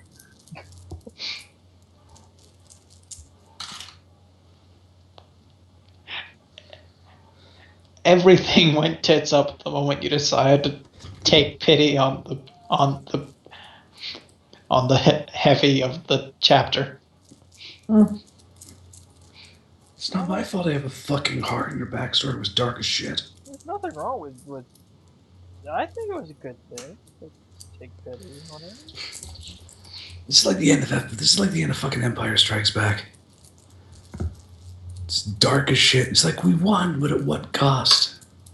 Luke missing a hand. Darth Vader's his father. Han is in carbonite. Lando is just stealing Han's clothes. So, do I need to leave this chat too? Is that where it's going? The Empire Strikes Back was the 5th movie. Yeah, these are 20-some-odd-year-old movies, I think. That I haven't watched since I was 6. So and you've seen them, so it's not spoilers. I don't remember any of them. Here's all you need to know about The Empire Strikes Back. Is that Lando Calrissian, given the chance, will steal your clothes. I did walk downstairs today. My dad was watching it, and I was like, huh, Leia's not as pretty as I remember her. Lando's also the swaggerest. Are the fish people good guys or bad guys? These are legitimately my thought process as I'm watching like the 5 minutes I saw before I went back to work. So if that is where we're calling it, I mean it is like 4 o'clock. Alright, so okay, so for guess we're not finishing it this week. Actually technically you have finished it. Technically have finished the dungeon. Everything else from here on out is epilogue. You're an epilogue. We've got to get back to town and make our reports and deal with the girl and figure what the fuck to do with Nualia. We all have issues. I know exactly what to do, Nualia. What to do with Nualia. It is exactly what I was proposing initially. Hand her over to the town guard, get her sent to Magnamar, have her properly tried. And Anthony promised to let her go free. I never said anything of the sort. He said that... I said I was against bringing her back to Sandpoint. I think you said to her, we're not taking you back to Sandpoint or something. Words to that effect. Which I took as an implication that you were planning on killing her before we got going. What? No. Hell no. No, I took that as an implication that he was going to let her go free. Also, hell no. Then what the hell do you mean? I don't fucking know. Figuring out as I go. He doesn't goddamn know. You think I have a plan? I'm not going to take you back to Sandpoint, but I'm not going to kill you, but I'm not going to let you go free. I'm just saying the last goddamn plan Anthony had left him an alcoholic. Well, good news. This was my plan. True. Let someone else deal with it. Anyway. You take her. You all get 4,800 experience. Swag. Divided between 4 people for 1,200. Hey, 1,200 is still pretty nice. I'll take that. Very nice. Swag. 1200 is putty nice indeed. Right.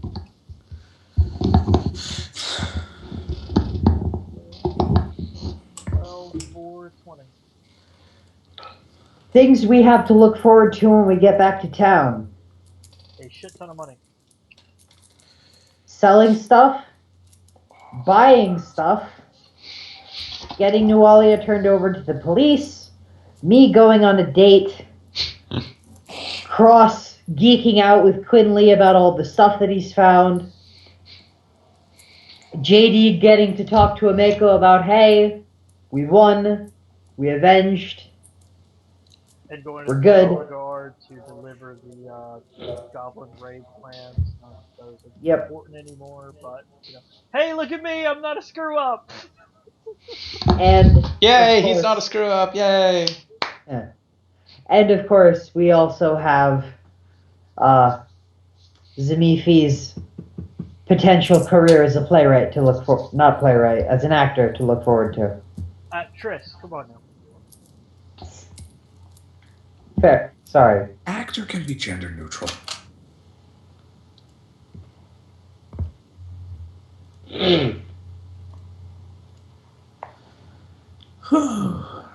Heavy shit. Good job, everybody. I like it. Heavy goddamn shit. That's what I'm about. I like miscellaneous full value items, but I don't like that I don't get an extra 10%. And it makes that easy for me. I am one dungeon floor away from level 6. And 3rd level spells. Well, I hate to break it to you. There's no more XP this game, I know. Next chapter is very talky. Next, Can we farm some random encounters on the way back? No. I mean, he'll roll them, and we might get a couple, but we probably won't level off of them. And I would be against running around farming. It's sort of good. I only need 1,800 experience to level up. I wonder how much experience the Sandpoint Doa gets you. Dead, probably. 1,800? Wait, what? He's ahead of us because he half Right. shit. Yeah, I was about he soloed the glaive trap. I soloed the one trap, which gave me 1,200 solo XP. I technically soloed the trap, but nobody believes me. JD saw it, but he did not help me with it. The thing is, if you got hit by the trap, people are there to recover your unconscious corpse. If I got hit by the trap, I either die outright or bleed to my death. If we got hit by the trap, nobody would recover my corpse because I would be at the bottom of a pit underneath a trap. But they know at least. I would disassemble the trap and get out you. Yeah, she was able to disarm it. So there's a difference. They would know you were there. I think the only difference is if Zamithi gets hit by the trap, she has a chance. If Anthony does, he dies alone. This is also true. If Zamithi gets hit by the trap, it probably doesn't actually hit her because, she's tiny and made of metal. She is crunchy. That was intense. No, it was in a cave. Jeff, I swear oh my god, Jeff, I swear to God. Jesus Christ. Okay, end the recording here.